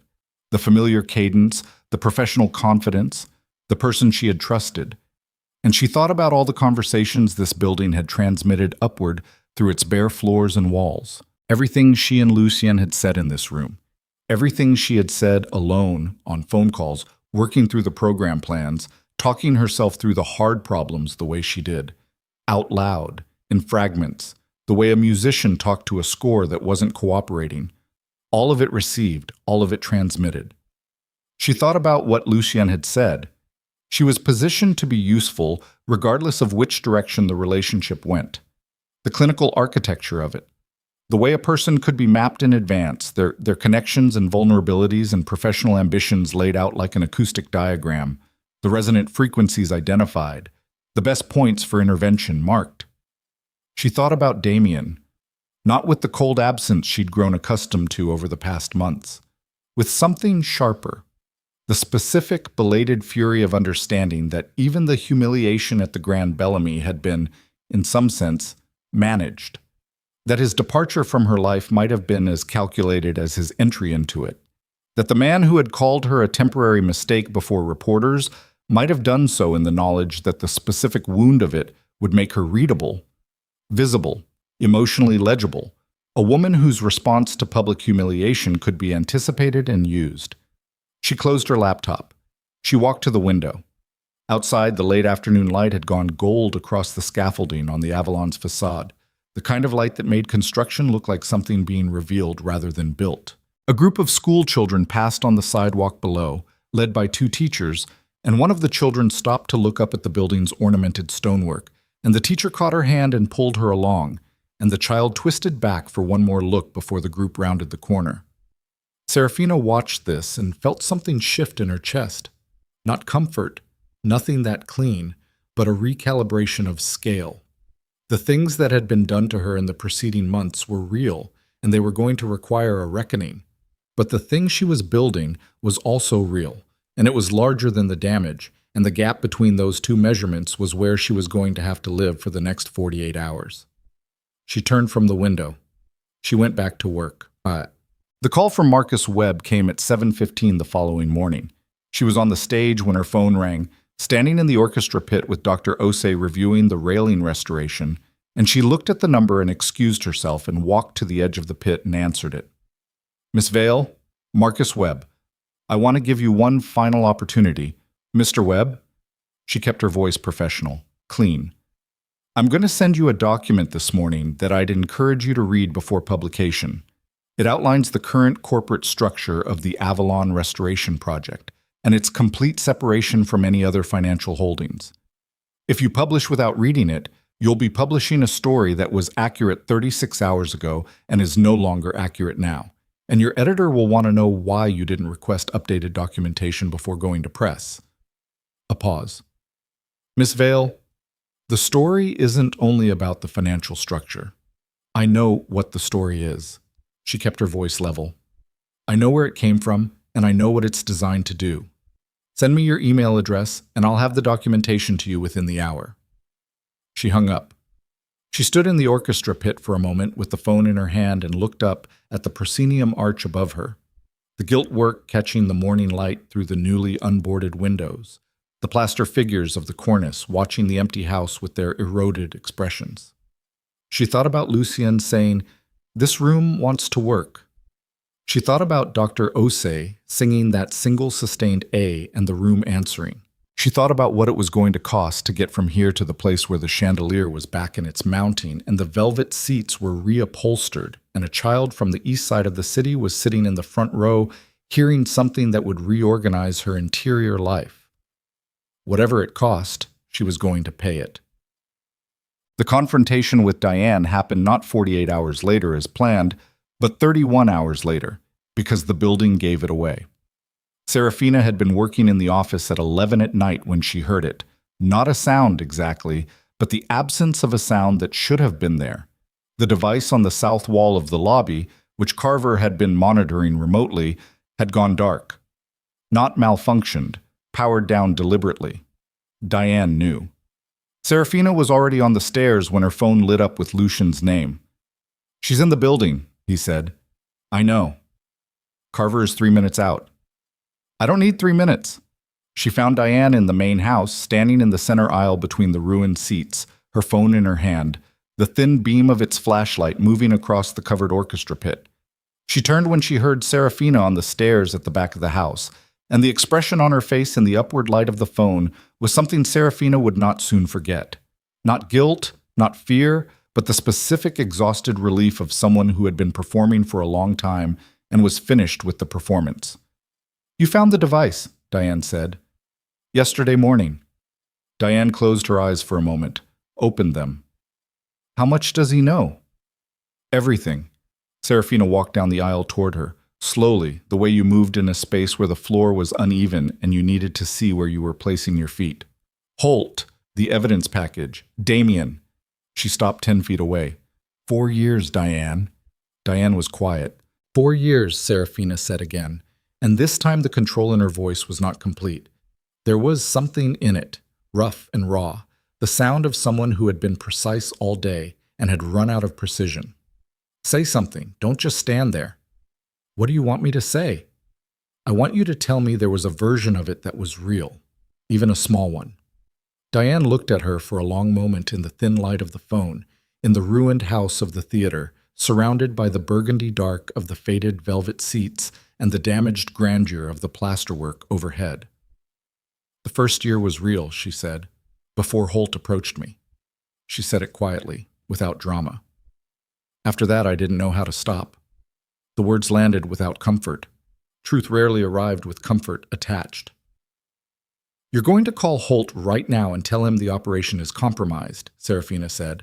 And then you're going to tell me everything you gave him and when you gave it and exactly how the evidence package was constructed. And if I don't? Then what happens next is not my decision. She held Diane's gaze. I'm giving you the choice while it's still mine to give. In about 2 minutes it won't be. Diane looked at the phone in her hand. She looked at the theater around them, the scaffolding, the restoration in progress, the building becoming itself. She looked at Seraphina. She dialed. By 3 a.m, Seraphina knew the full architecture of what had been built against them over 14 months. She sat in her office with Lucizier and Carver while Diane talked, and she listened with the same quality of attention she gave music she needed to understand. Total, patient, finding the structure underneath the surface, the load-bearing elements, the places where the thing could be taken apart. By 4 a.m, she understood something else. The evidence package that Peter Holt had been constructing for the prosecutor's office was not exclusively about Lucien's organization. It was about the entire network of financial arrangements that moved through Blackthorn City's real estate and waterfront economy, a network that included, at its edges, the names of 8 elected officials, 2 federal judges, and 1 name that appeared in connection to 3 separate transactions in the past 4 years that Seraphina had not expected to see. She looked at the document Carver placed in front of her. She read the name. She looked up at Lucien. He wasn't just feeding information to Holt, she said slowly. He was one of the original architects of the network, before Holt approached him, before the federal scrutiny started. She looked at the document again. Damien Mercer helped build the structure that Holt is now using to dismantle your organization. And in exchange for his cooperation, Holt agreed to keep Damien's role in its construction out of the indictment. Yes, Lucien said, which means the federal case doesn't touch Damien. He walks away from 14 months of building an evidence package against you and every other name in that document and his own exposure, his real exposure, the exposure that would end the Mercer name permanently, gets buried. Yes. She set the document down. She looked at the window, where the first gray light of dawn was beginning to separate the city's skyline from the darkness above it. She looked at the Avalon around her, her office, her diagrams, the building below in its stages of becoming. She looked at what the morning was going to require of her and felt, for the first time since this had all begun, the specific vertigo of a person who has understood the full dimensions of the problem and knows that the person who is going to have to solve it is herself.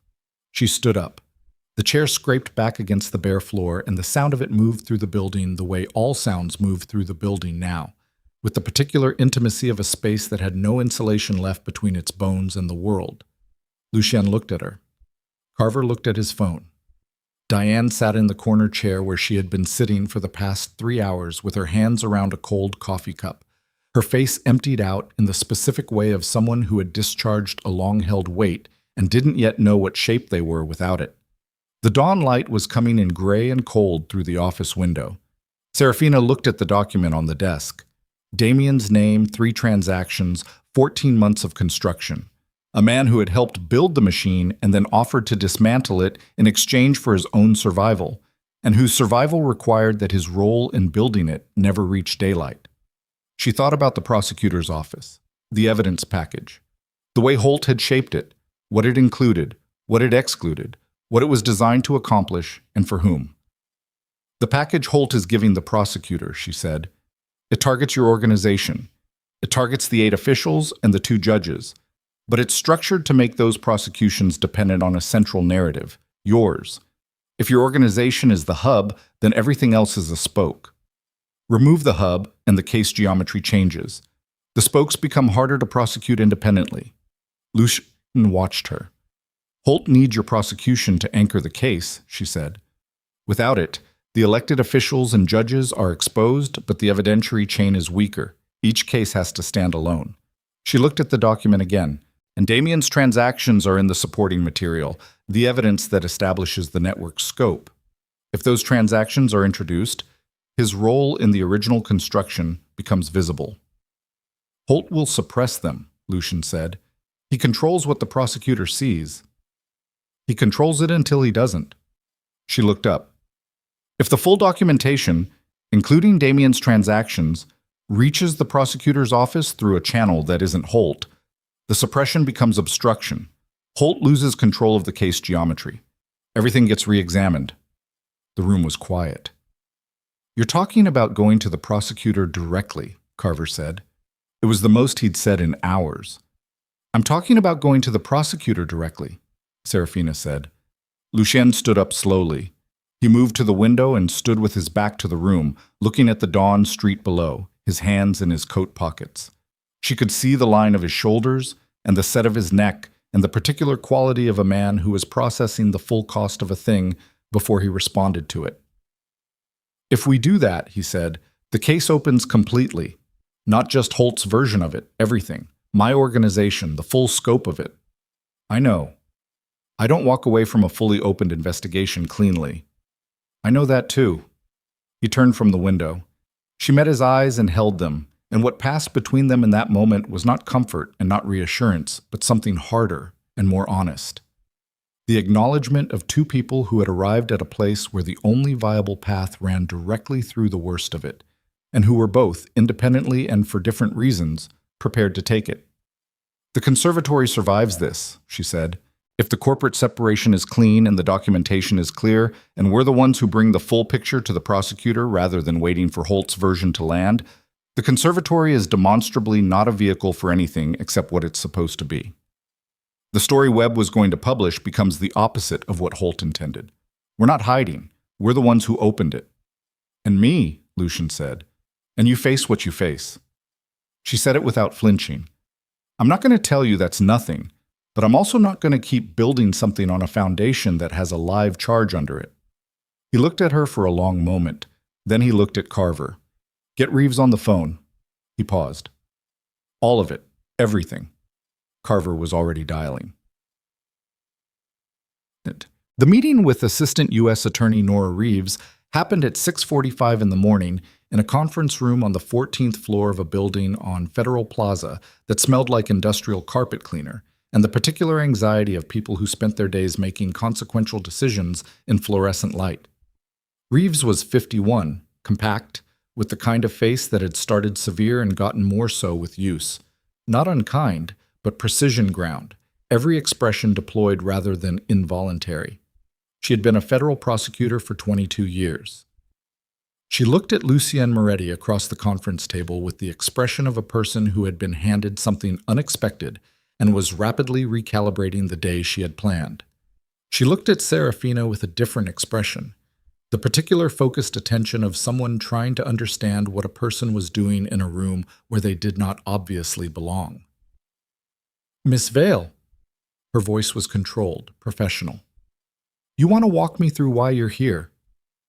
Because I have documentation you don't have, Seraphina said, and because the version of this investigation you're currently working with has a hole in it that was put there deliberately by your primary source. Reeves looked at her for a long, still moment.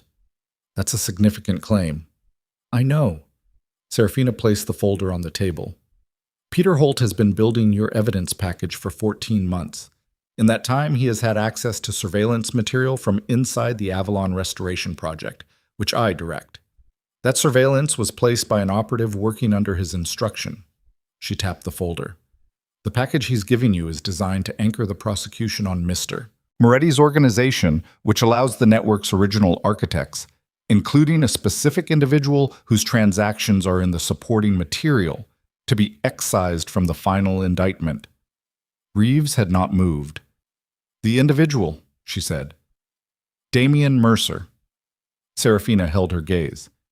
His transactions are documented in the supporting material your office has already received. He helped construct the financial architecture that your investigation targets. Holt's deal with him removes those transactions from prosecutorial focus in exchange for his cooperation. If you look at the package geometry, you'll see the case is structured to make Mercer's contribution appear peripheral when the documentation shows it was foundational. The conference room was very quiet. Reeves looked at Lucien. "You're voluntarily providing this," she said. "I'm providing documentation that makes your investigation more complete," Lucien said. "What you do with the complete version is your decision." A pause that lasted the length of several processed calculations. "I'm going to need the room," Reeves said. "Both of you wait outside."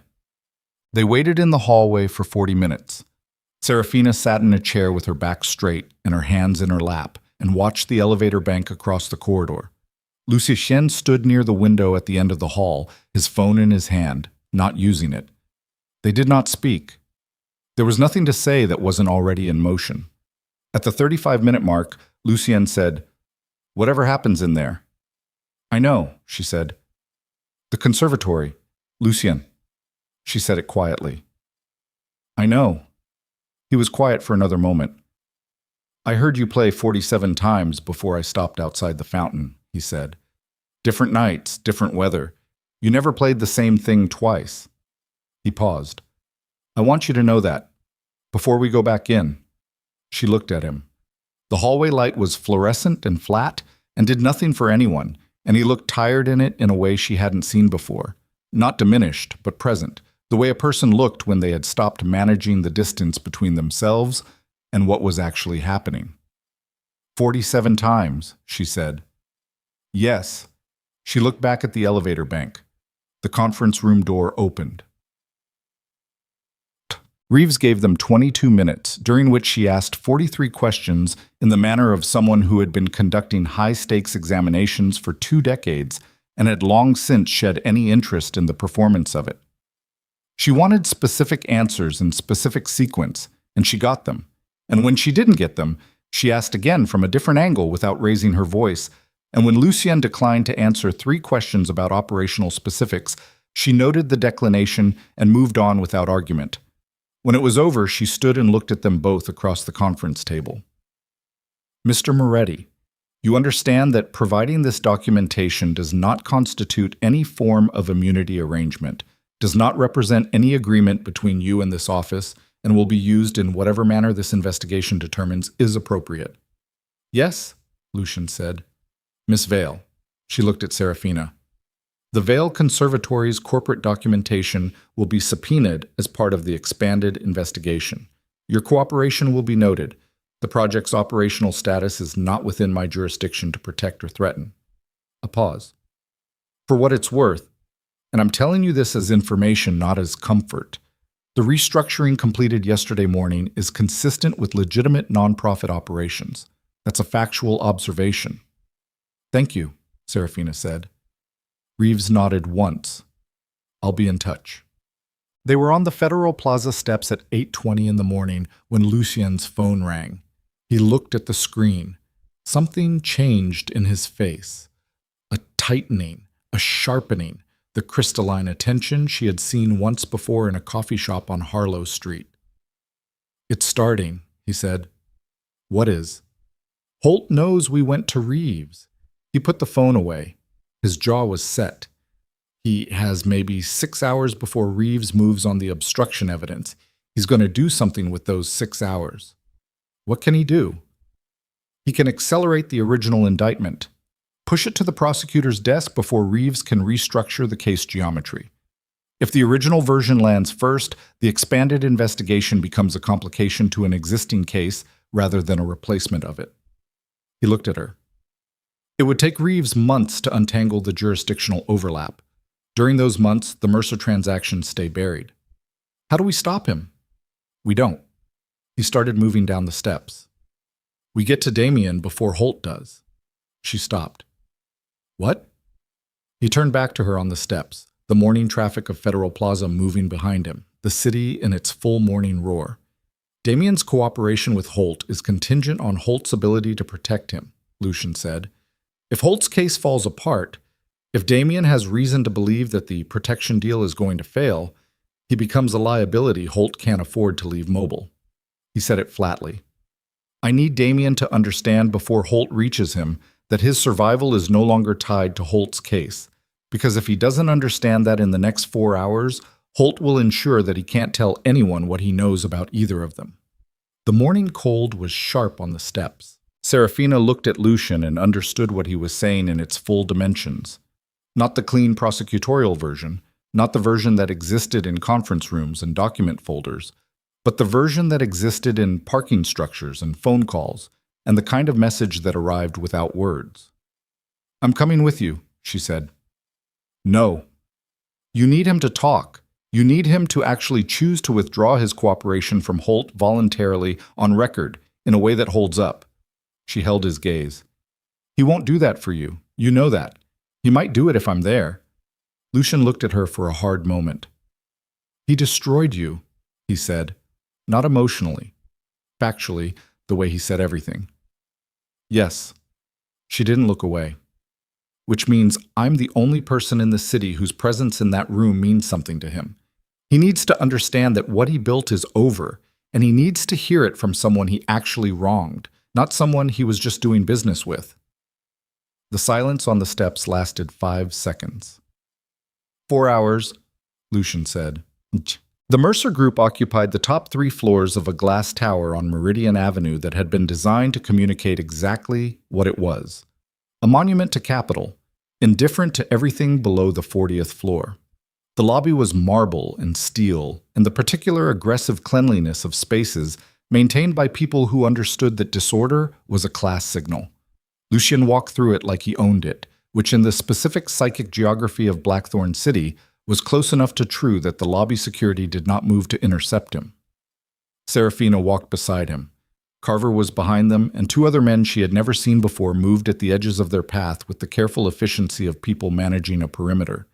The elevator doors opened at 42. Damien's assistant stood up from her desk. Lucy Ian walked past her. The assistant said something. One of Carver's men said something back.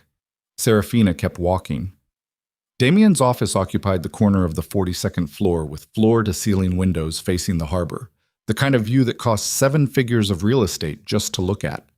He was at his desk when the door opened, and he looked up with the expression of a man who had been interrupted in the middle of a crisis he was managing, and when he saw Lucian, his face went through 3 expressions in rapid succession: surprise, calculation, and then something underneath both of them that Seraphina recognized as fear. Then he saw her. The fear changed into something else, something raw, less controlled, the face of a man confronting a consequence he had successfully not thought about. Lucien closed the door. Sit down, Damien, he said. You can't walk into my... Sit down. Damien sat. Not because he wanted to, because the specific gravity of Lucien's voice in a closed room was the kind of force that rearranged furniture and people without visible effort. Seraphina stood at the edge of the desk. She looked at Damien Mercer. This man she had loved in her incautious way. This man who had called her a temporary mistake before reporters. This man who had spent 14 months building a case that used her professional life as a vehicle for his own survival. And she felt none of the things she might have expected to feel. Not grief, not the old wound. What she felt was the clean, cold clarity of a person who had moved past the emotional geography of something and arrived at its structural reality. Holt knows we went to Reeves this morning, she said. He's going to try to push the original indictment through before the investigation can be restructured. When he does that, Your protection deal becomes worthless because the deal was contingent on his controlling the case, and he no longer controls the case. She watched his face. You have a window right now, a small one. You can withdraw your cooperation from Holt and provide your testimony directly to Reeves's office. If you do that before the original indictment lands, you become a witness instead of a co-architect. Damien's jaw was tight. His hands were flat on the desk in the posture of a man trying to communicate calm he did not have. You have no idea what you're talking about, he said. I have the transaction records, Seraphina said. All three of them. Dates, amounts, the shell structures you used. I know which attorney set up the third one because his name is in the metadata and he's been disbarred twice. She paused. I know you helped build the network before Holt approached you. I know the federal scrutiny of the Mercer Group wasn't just inconvenient timing.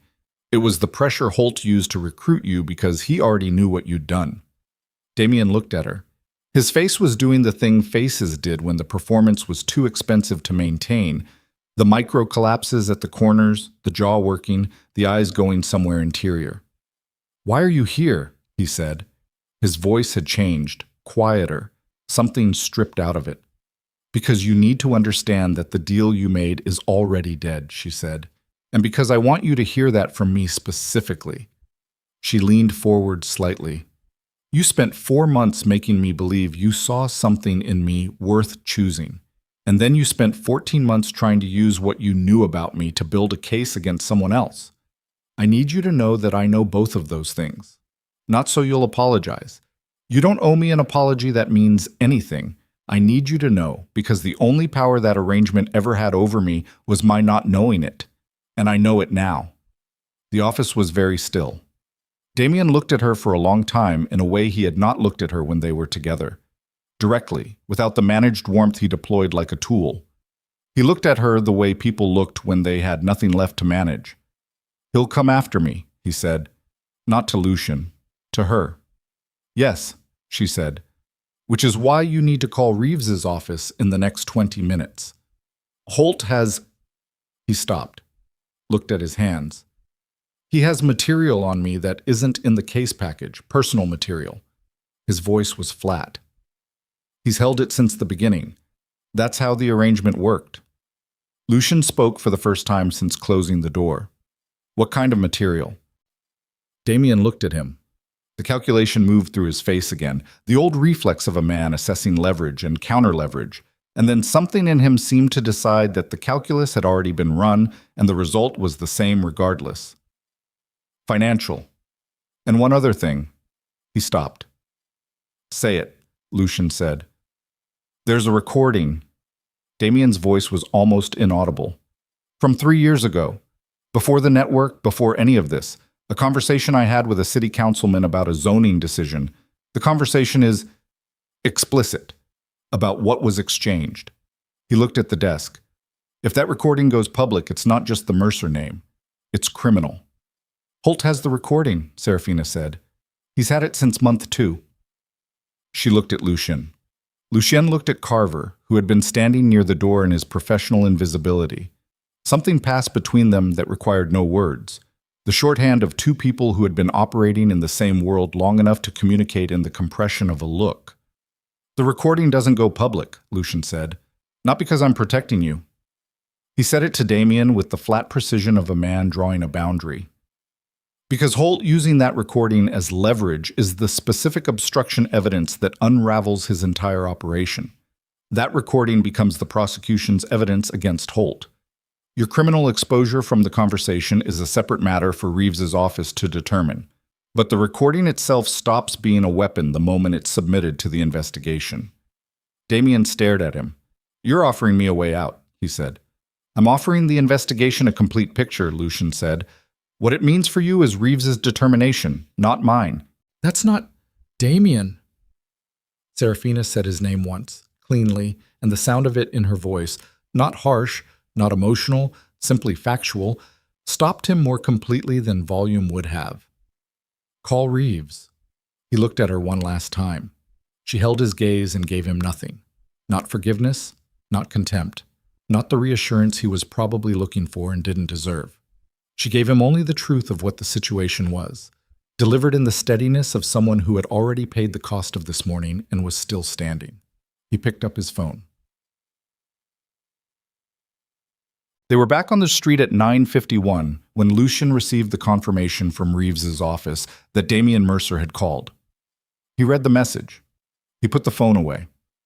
He stood on the sidewalk outside the Mercer Tower with the morning sun finally breaking through the overcast in long horizontal bands that turned the glass of the surrounding buildings into mirrors, and he looked at Seraphina. "It's not over," he said. "No." She looked at the street. "How long before Holt moves?" "He's already moving." Lucian's phone buzzed again. He looked at it. His face went still. "He's called in a federal warrant application for my arrest. Preemptive. Before Reeves can restructure." He looked up. "I have maybe 2 hours before it processes." 2 hours. She looked at him.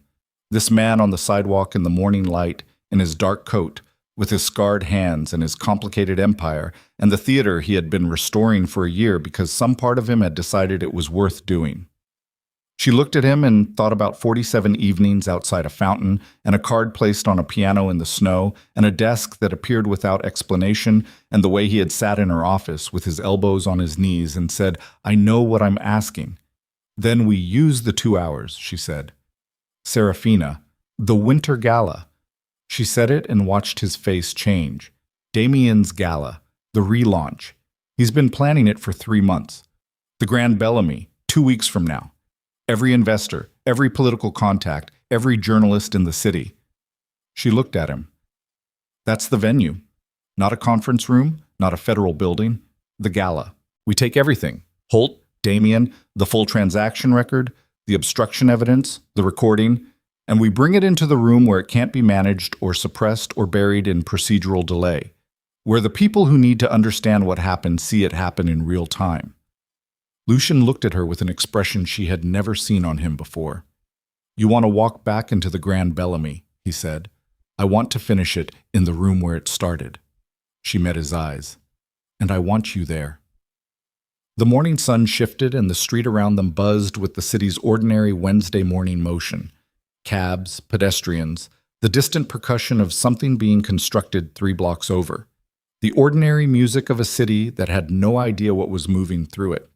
Lucian looked at her for a long moment. 2 weeks, he said. 2 weeks. His phone buzzed a third time. He looked at it. The warrant application had been filed. "I need to make a call," he said. His voice had the crystalline edge she'd heard that morning in the coffee shop on Harlow Street 11 months ago. "And then I need to disappear for 2 weeks." He said it without drama, without apology. The way he said everything that was simply true. Seraphina looked at him on the sidewalk with the warrant application filed and the morning sun doing what it did to glass buildings, and she understood what disappear meant in his vocabulary. Not running, not fear, but the specific tactical withdrawal of a man who knew that the next 2 weeks required him to operate outside the visible frame, to let the legal machinery grind through its process while the thing he was actually building happened in the spaces the machinery couldn't see. "The gala is in 14 days, she said. "I know. If you're not there, I'll be there." He said it with the flat certainty of a man who had never missed an appointment he'd decided to keep. "But between now and then, everything that needs to happen happens without me visible. The conservatory, the documentation, the preparation." He looked at her. "Can you do that?" She thought about the office on the 3rd floor and the acoustic diagrams, and the 14 conductors, and the school district administrators, and the youth program curriculum she'd been revising at midnight. She thought about what she had built in the past 11 months, with her own hands, and her own precision, and her own absolute refusal to let the complications of the ground it sat on make her doubt the structure itself. "Yes," she said. He nodded once. He looked at her for one more moment. The look of a man committing something to memory with the specific care of someone who doesn't know when they'll have the opportunity again. Then he walked to the dark sedan at the curb and got in, and the car moved into traffic and was gone. Seraphina stood on the sidewalk outside the Mercer Tower and watched it go. The city moved around her in its ordinary way.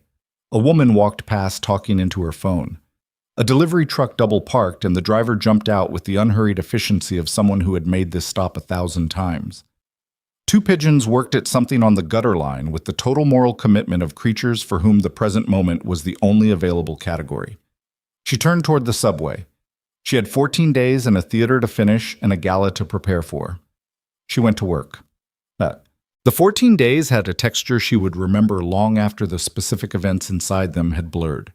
They were the days of doing without net, moving through each task with the knowledge that the ground could shift at any moment, that the warrant application had cleared and Lucy Im's name was in federal circulation, that Holt had gone silent in the way that dangerous things went silent before they moved, that Damien's cooperation with Reeves's office was producing daily developments she was not always privy to and could not always control. She prepared. The Avalon's restoration had reached the stage where the main house was habitable, scaffolding removed from the proscenium, the orchestra pit uncovered and its railings restored, the seating reupholstered in the original deep burgundy that samples had matched from a surviving panel in the third balcony. The ceiling plasterwork was 80% complete. The acoustic panels were installed. Dr. Osei walked the space on day 9 and sang her single sustained A again, and the room answered it with the full resonant warmth of something that had been waiting to be heard for 30 years. Seraphina stood on the stage when Dr. Osei did it and felt the sound move through the floor under her feet and up through the bones of her legs and into her chest, and she pressed her hand flat against the piano they had moved onto the stage for the final acoustic tests. A 1921 Steinway concert grand that Lucian had sourced from an estate sale in Vienna 6 months ago and shipped without telling her until it arrived. And she felt the instrument's resonance align with the room's resonance in a way that had a physical quality, like two living things recognizing each other. She stood there for a while with her hand on the piano and let herself feel it. Then she went back upstairs and kept working. The documentation package for Reeves's office was completed on day 11. A 47-page compilation of the corporate restructuring, the surveillance device provenance, Diane Marsh's full deposition, the transaction records connecting Damien Mercer to the original network, the recording that Holt had used as leverage, and a chronological account of the evidence package's construction that made the obstruction visible in every detail. Seraphina read all 47 pages. She signed her name to the section she was responsible for, and she did not flinch at any of it. On day 12, Reeves's office moved on Holt. She heard about it through Carver, who had remained in contact throughout. Brief, precise communications that told her what she needed to know, and nothing she didn't. Peter Holt was taken into federal custody at his office on a Tuesday morning on charges of obstruction of justice and evidence tampering. The original indictment he had tried to push through was suspended pending review. The case was restructured. 6 of the 8 elected officials and both judges were now subjects of independent indictments that did not require Lucian's organization as their hub. The case geometry had changed. Marcus Webb published a story on day 13. Not the story he had been building for Holt, a different story. About the federal investigation into Holt's obstruction, about the evidence package that had been built and corrupted, about the surveillance operation inside the Avalon. He wrote it with the particular energy of a journalist who had been handed something real after being used to deliver something false, and the story ran on the front page of the Blackthorn Independent above a photograph of the Avalon's restored facade with its new marquee letters installed, reading, Vale Conservatory, Opening Season. Seraphina read the story at her desk with black coffee and felt nothing that surprised her. Only the clean, functional acknowledgement of something having been done that needed doing. She had one task left. The Grand Bellamy Hotel's Winter Gala relaunch occupied the same ballroom she had been turned away from 11 months earlier. The same crystal chandeliers, the same orchestra warming up in the same frequencies, the same hierarchy of Blackthorn City's money and power arrayed beneath the same golden light, and the same snow coming down outside the tall windows, because the city had no particular interest in adjusting its weather for anyone's dramatic requirements. Seraphina arrived at 9:15. She was not early. She was not uncertain about the entrance. She walked through the main doors of the Grand Bellamy in a gown she had chosen herself. Silver gray, structured at the shoulder, the kind of thing that did not ask for attention but did not apologize for receiving it. And she walked into the ballroom and she felt the room change when she entered it. Not because of the gown, because of the 11 months and the sound of it. The specific quality of a person who had been through the full cost of something and come out the other side knowing exactly who they were. People noticed. She saw several faces she recognized, conductors she had met with, school district administrators, a city councilman who had agreed to sponsor the conservatory's youth program, a journalist from the Courier who was covering the gala's complicated cultural moment. She nodded to the ones who met her eyes. She moved through the room without urgency. Damien was near the far wall with a small group of people who were clearly not investors anymore, but were making the social calculation of whether distance from him was now required. He looked across the room when she entered, and their eyes met for approximately 2 seconds. He looked the way people looked when they had survived something and were not yet certain what the survival had cost them permanently. Older, specifically, in the way that had nothing to do with time. He looked at her the way a person looked at a consequence they had accepted as fully as they were capable of accepting it. She did not hold his gaze, not with hostility, simply with the completion of something, the closing of a door that had been left open by circumstance rather than intention. She looked away. She moved toward the grand piano positioned beneath the ballroom staircase, and she sat down on the bench and she placed her hands on the keys, and the room around her continued its hum of conversation and orchestra tuning and glass clink for approximately 30 seconds before someone noticed, and the noticing spread like a frequency through the room. The orchestra stopped. The conversation stopped. She did not wait for the silence to be complete. She began before it was, because the music she was about to play did not require silence to begin. It required only the decision to start, which she had made 11 months ago in a snowstorm outside this building and had been executing ever since. She played the thing with no name, the one she had played outside in the cold on the night everything collapsed. She played it the way it had existed then, the opening that was broken and searching, the left hand moving through its patient dark interval, while the right hand reached for something that kept resolving away from its landing. She played the loneliness of it accurately and without sentimentality, because sentimentality was the lie you told about pain after the pain was done, and she was not interested in lies. Then she let it change. The transition happened in measure 40-something. She had never counted it. It existed in her body rather than in any formal notation. The place where the searching stopped being loss and became something else, where the harmonic language of the piece opened up into a different key and the left hand's patience stopped being endurance and became foundation. She played it with the full weight of what she now knew about the distance between those two things.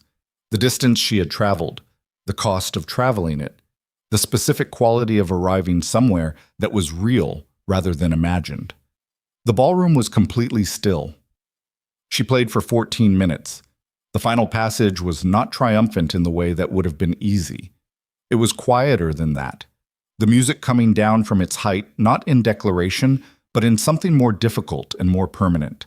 The sound of someone who had found their ground and intended to stand on it. The last chord resolved, and then she let it live in the room's air for the full length of its resonance before she lifted her hands.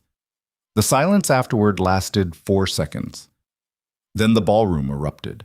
The sound of it moved up through the floor and through the bench and into her hands, and she sat in it and breathed and let it be what it was. Not rescue, not vindication, something more ordinary and more durable. Recognition, which was the thing she had been playing toward her entire life, the simple truth that the work had been real and the world was capable of knowing it. She stood from the bench.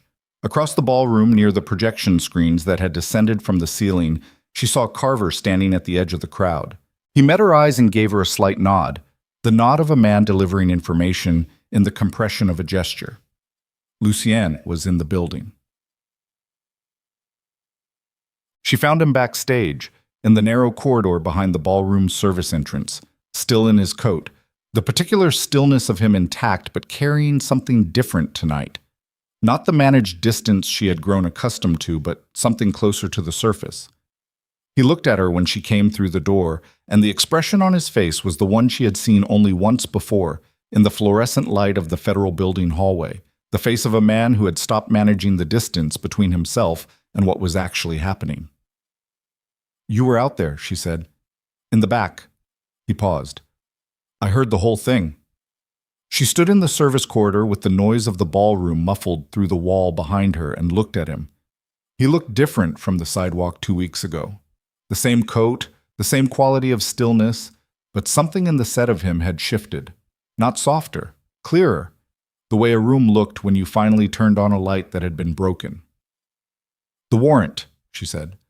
"Withdrawn this morning. Reeves's office."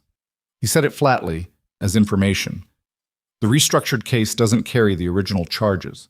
My exposure is—" He paused, choosing the word with precision. "Significant but contained. There will be proceedings. There will be a period in which the organization I've built exists in a complicated legal geography." He looked at her.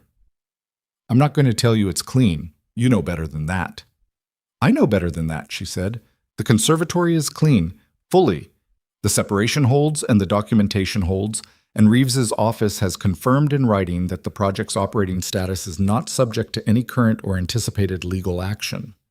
He said it the way he had said the original offer of the theater, as a fact, not a gift. "That's yours. Whatever happens with the rest of it." She looked at him for a moment. "That's not what I was going to ask about," she said. Something moved in his face. "What were you going to ask about?" he said. "What happens now? With you?" She said it directly, because she was done with indirection, had been done with it for some months, and the service corridor behind a hotel ballroom was as good a place as any for the conversation she had been not having for 11 months. Not the organization, not the legal proceedings, you. What you're going to do with the part of this that isn't about surviving it. He was quiet. "I don't know," he said. It came out with the specific texture of truth. Not uncertainty as evasion, but uncertainty as the actual condition, the honest reporting of someone standing at the edge of their own mapped territory, looking at what was beyond it. "That's the right answer," she said. He looked at her with something she recognized now, having had enough time with it to name it accurately.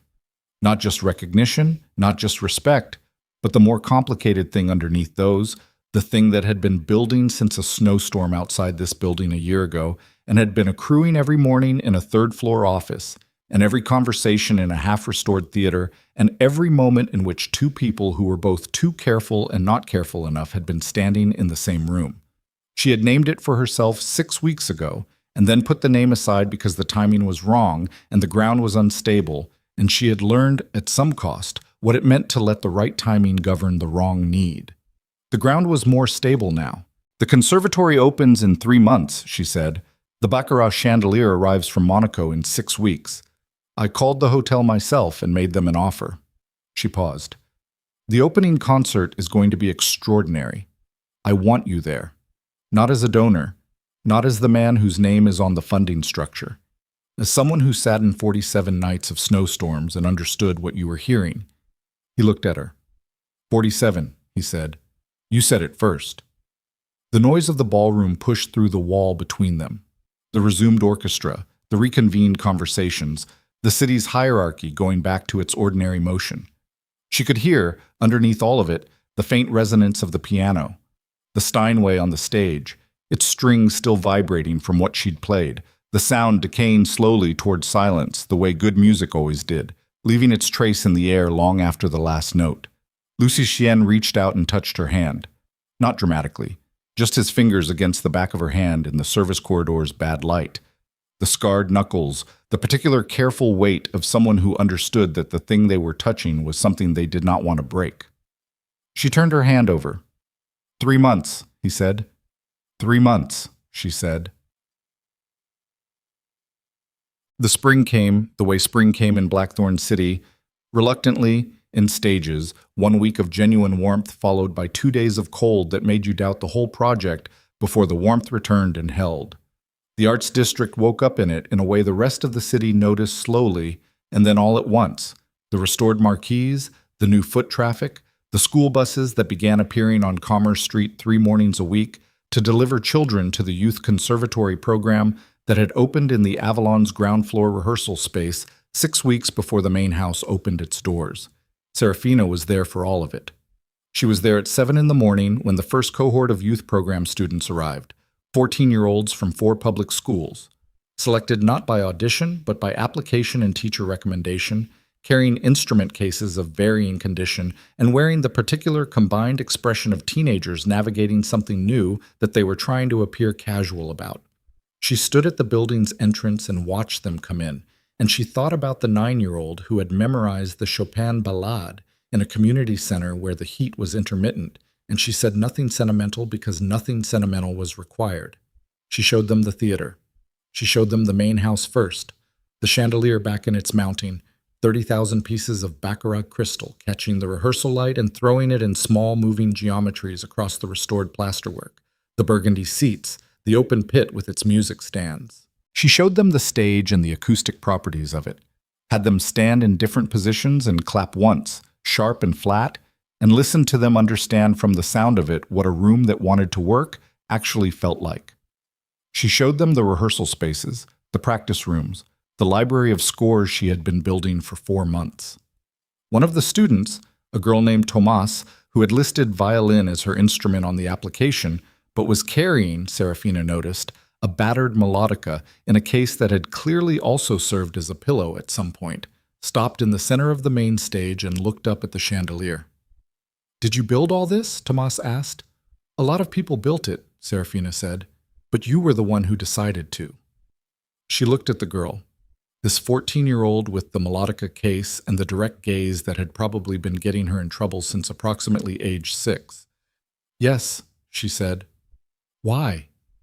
She thought about how to answer that honestly without answering it abstractly. She thought about the night outside in the snow, the coin case, the $32 dress. She thought about a card placed on a piano in a snowstorm. She thought about 47 evenings in a building that had been waiting 11 years for someone to say the right thing. "Because the city tried to tell me that where you came from was the thing that determined where you got to go," she said. "And I didn't believe it, and I needed somewhere to put that." Tomas looked at the chandelier for another moment. "Okay," she said, and walked off the stage toward the rehearsal spaces with the comfortable authority of a person who had gotten the answer they needed and was now ready to proceed. The Mercer Group's collapse under federal investigation was completed, for legal purposes, on a Thursday in April.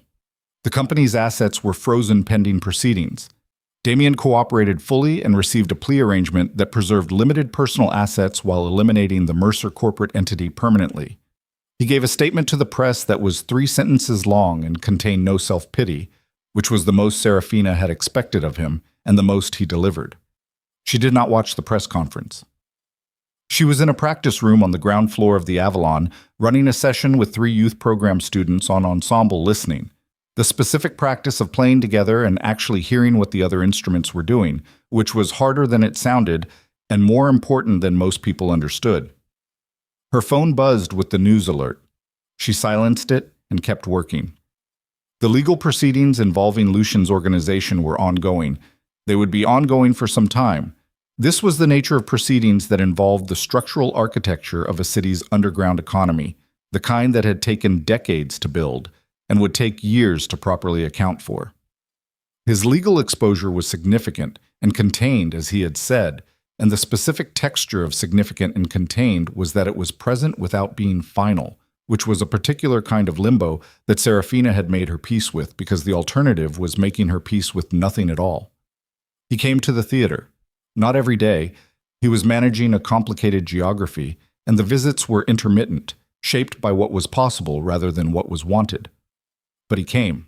He sat in the main house sometimes when she was on the stage working with the youth program, far enough back that he wasn't part of the room, but close enough that she knew he was there. He sat in her office sometimes in the evenings and drank bad coffee, and they talked about the theater and about the city and about the specific mechanics of building things you believed in inside the complicated reality of the ground they sat on.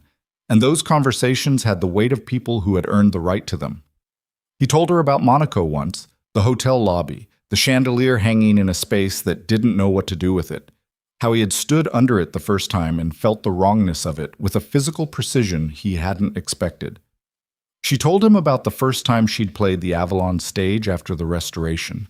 Alone, at 11 at night, no audience, just the room and the Steinway and the acoustic properties of 60 years of stored potential. He said, "What did you play?" She said, "The thing with no name." He said, "What did it sound like?" She thought about it for a moment. "Like it finally had the room it was written for," she said. "Even though I didn't write it for a room. I wrote it for a radiator that wasn't working." He looked at her with that expression that she had long since stopped trying to name and simply let be what it was. "Play it again," he said. "Now?" "Now." She looked at him across the desk.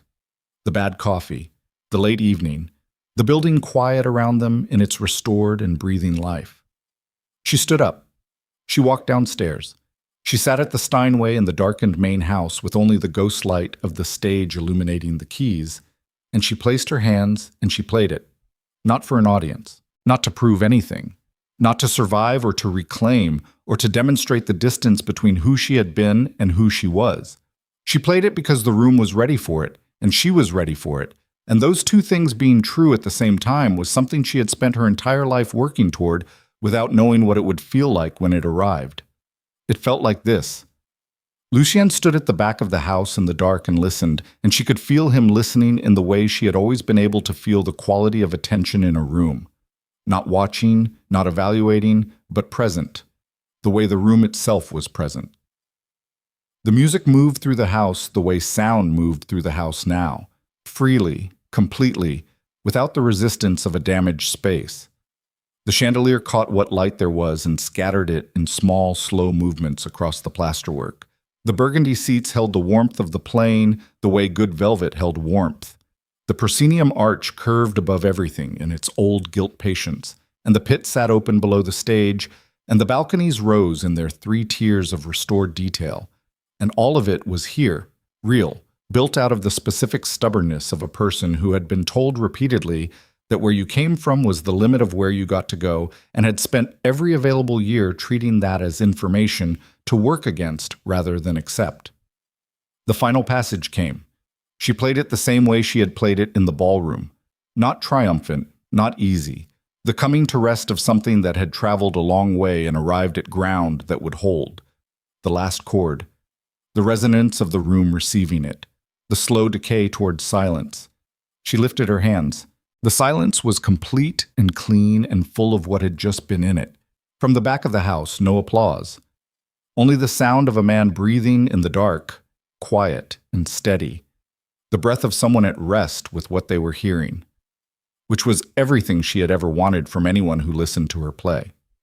She sat at the Steinway with her hands in her lap and looked at the chandelier and the ghost light and thought about the girl who had played in the snow for coins while the world danced inside without her. She thought about her with tenderness rather than pity. That girl had been right about everything that mattered. She had been right about the music and right about the room it deserved, and right about the stubbornness required to get from there to here. The stubbornness had cost things. It had not been clean. The ground it stood on was still complicated and would remain complicated for a long time, and the people who had shaped the path to this stage were flawed in ways that did not simplify with resolution, herself included. None of that changed what the room sounded like. None of that changed what it meant to finally play in it. She heard Lucien move at the back of the house, unhurried, certain, the footsteps of someone who knew where they were going. She did not turn around. She waited until she felt him at the edge of the stage, and then she looked down from the piano bench at him standing in the pit's shadow, his coat still on, his hands at his sides. He looked up at her. She looked at him. Neither of them spoke, because the room had already said the thing that was true, and adding words to it would have been the kind of mistake that only people who didn't understand the function of silence made. She shifted on the bench. He came up onto the stage. They sat there for a while in the quiet of the house, the chandelier's small moving light, the city outside doing what the city did, the building breathing around them in its restored and patient life. And Seraphina thought about nothing in particular except the fact that she was here, and the room was here, and the work was here, and that the distance between who she had been on a frozen plaza with a coin case and a missing button and a faith that the world owed her at least the acknowledgement of what she could do, and who she was now, on this stage, in this house, with this work built and this life built inside all its complication, was a distance she had traveled entirely under her own power. Nobody had rescued her. Someone had recognized her. There was a difference, and the difference was everything. Outside, the spring evening settled over Blackthorn City, and the Arts District hummed with its new and tentative life. And somewhere down Commerce Street, a child was practicing scales in a lit window above the marquee of a theater that had been waiting 30 years to be heard, and the sound of it moved through the evening air the way sound moved through good spaces. Completely, without apology, as if it had always belonged there. Because it had. It always had. It had only needed someone stubborn enough to say so.